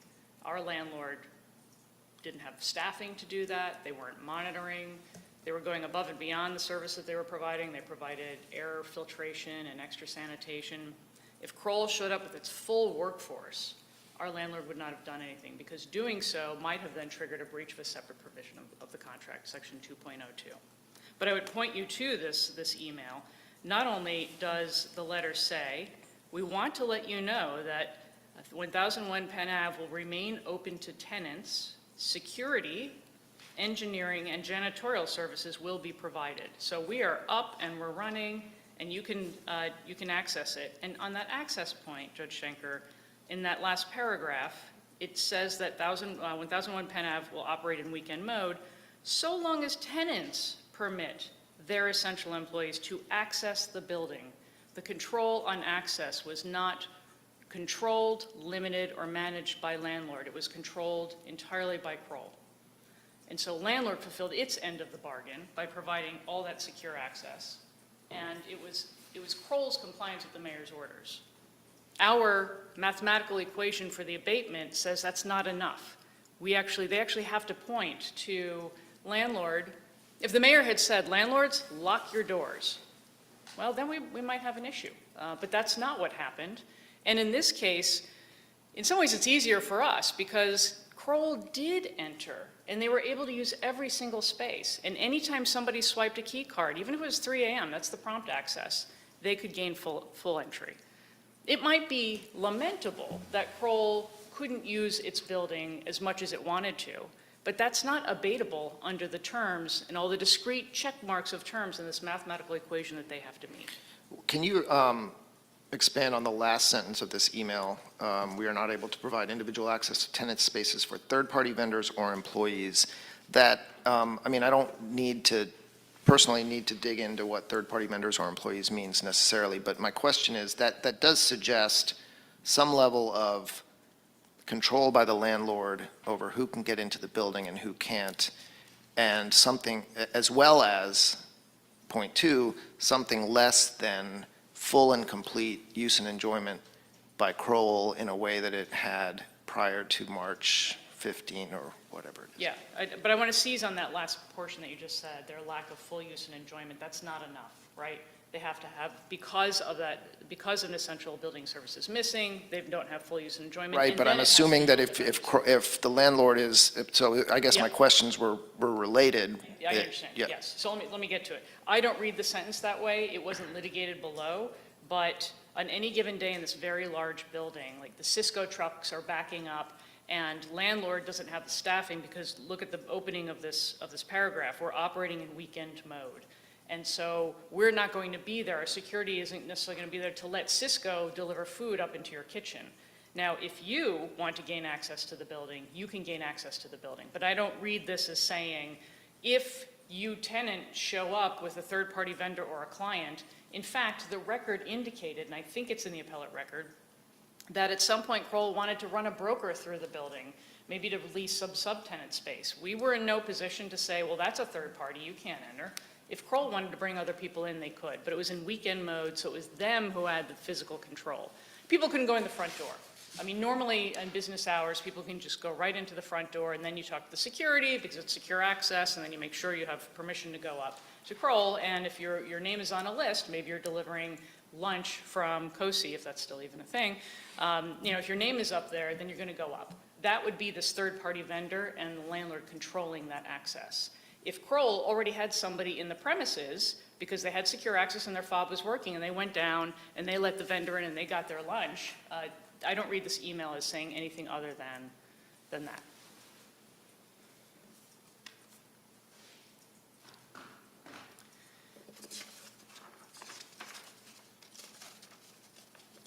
I just want to briefly emphasize why access, secure access here matters. First, the landlord didn't agree that an essential building service was simply access. The modifiers matter. Access is a broader idea. Secure access and prompt access is what the parties agreed to. Now, the parties, opposing counsel in their briefing cited to the Rose case.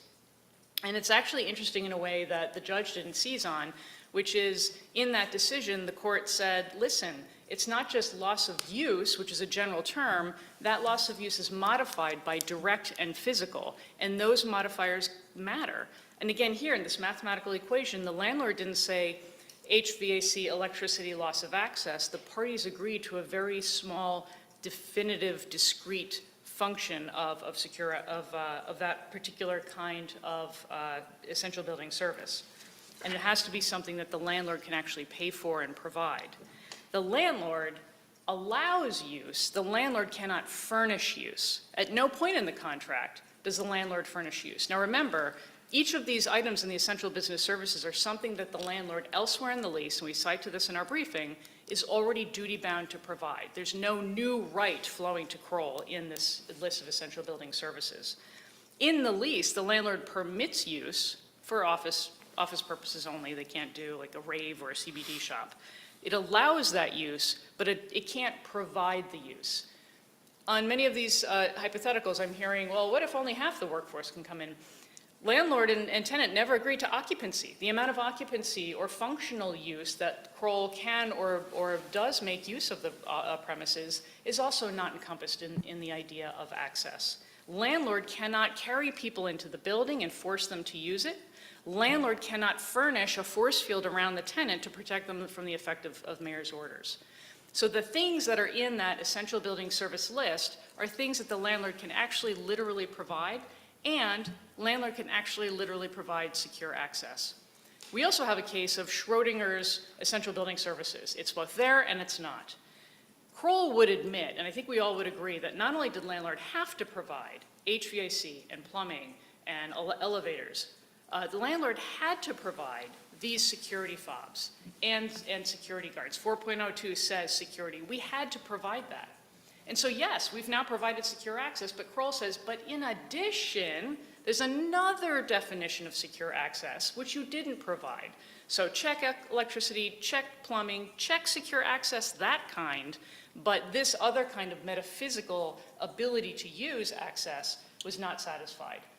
Again, we have to look at the words. It's not just generalized access, the right to the colloquial use of access as the right to use. It is secure access and it is prompt access.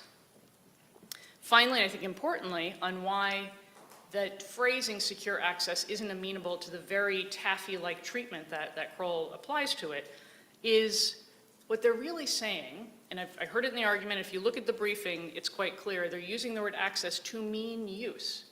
The orders didn't affect my ability to get into the building, they didn't, but they affected my ability to have workers in the building and use the building. But use is, the parties agreed that use is its own prong.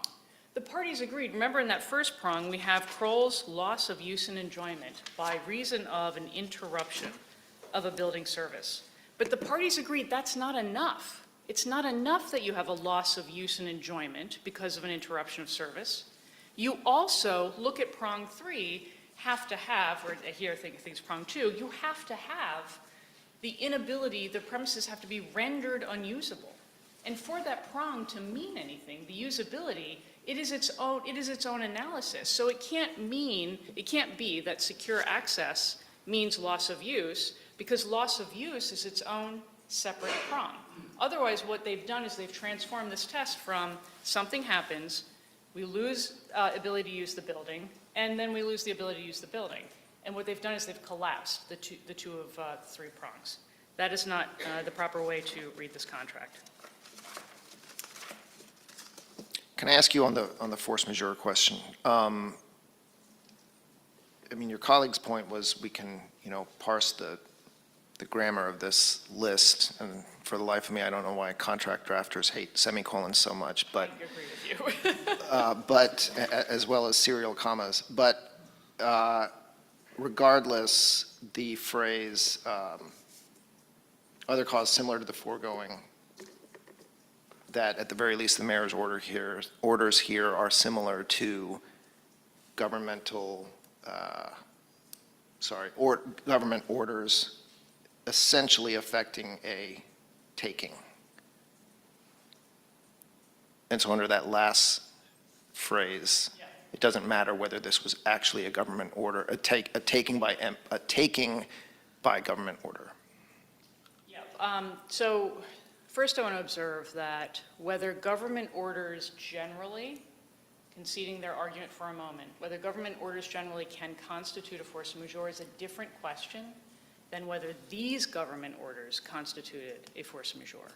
Because these government orders, if you look at the wording of prong 3, it says such interference arises from landlord's fault or force majeure. What is such interference? Such interference is the interruption of essential building service. Here, we don't have a direct line from government order to the essential building service. We don't have the government saying, landlord, lock your doors. Landlord, turn off your HVAC. We have a government order that then has this interstitial space, these additional variables and factors that the parties didn't agree were relevant, because that's not how they wrote the provision. We have an order that says, businesses, you figure out who and how many people you can send, applying your own common sense and whether all of these factors.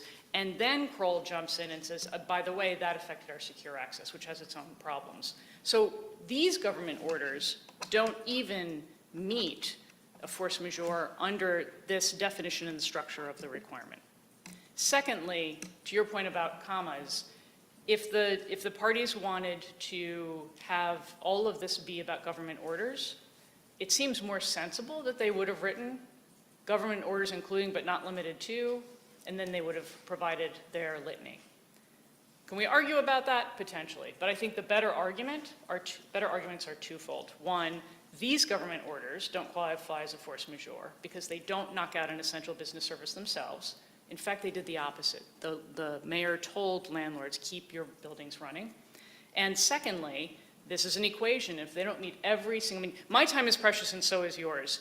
Your opinion writing is much faster and easier if you focus on we didn't knock out an essential building service, and there wasn't a direct line between the lack of an essential building service and the unusability of the premises. You need not address the force majeure argument unless you want to make a point to drafters about the use of semicolons is really helpful.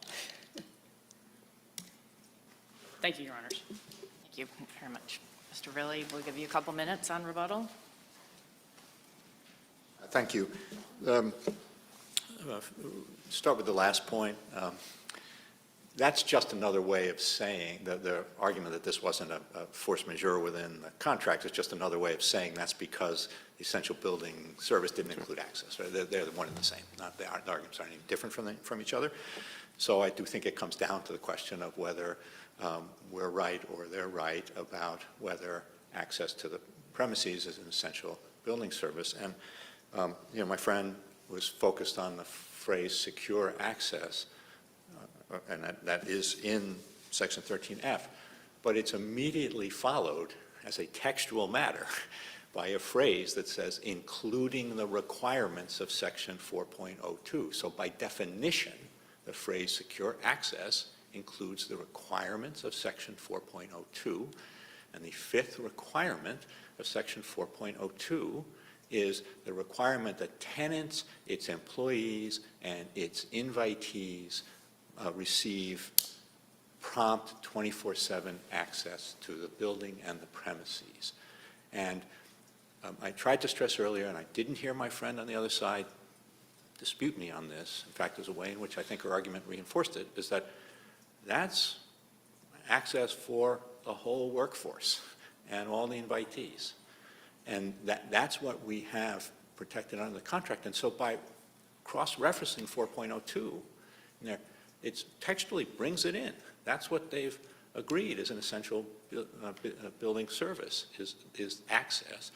And then, my friend kept saying, well, the landlord didn't block access because the key fobs worked and there was a guard there. I will point out, my friend did say that while we were on weekend mode, and of course if trucks had pulled up or invitees had come, they couldn't have gotten in, and I think that is pretty strong evidence that we couldn't get the normal kind of access that we would be entitled to under the contract, and that if our 80% of our employees had shown up, they wouldn't have gotten in for those reasons. But put that aside for the moment.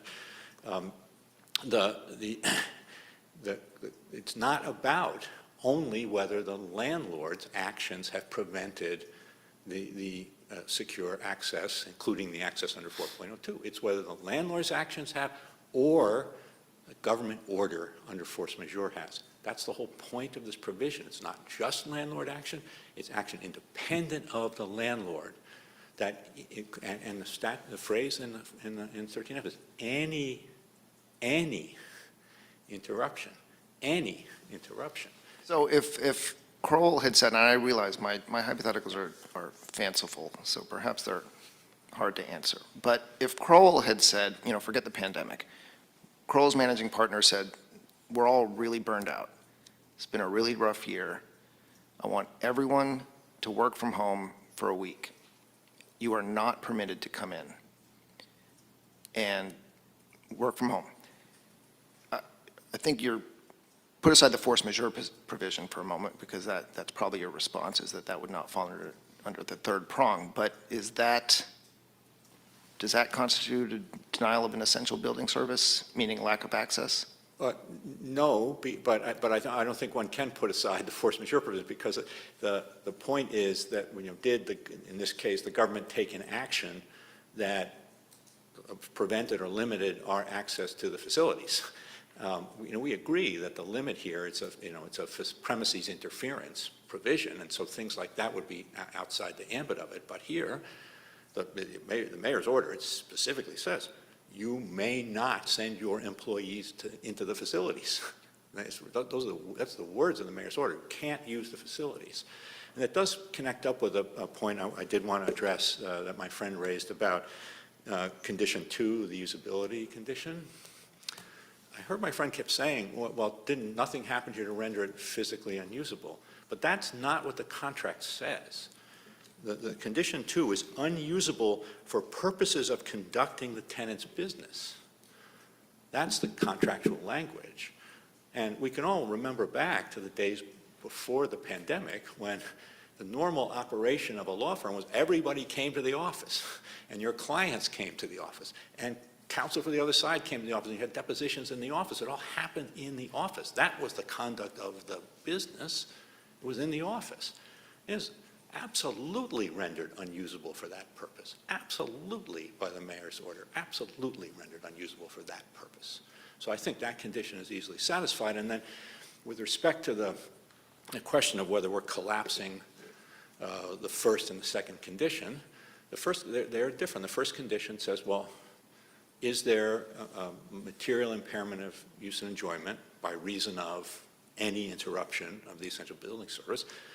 And then the second one says, and was it so severe as to render the premises unusable for the purpose of conducting the tenant's business? So it ratchets up the level of Sure, severity. but then could you, I'm not sure I heard an answer when I asked. Can you come up with an example where 2 is satisfied but not 1?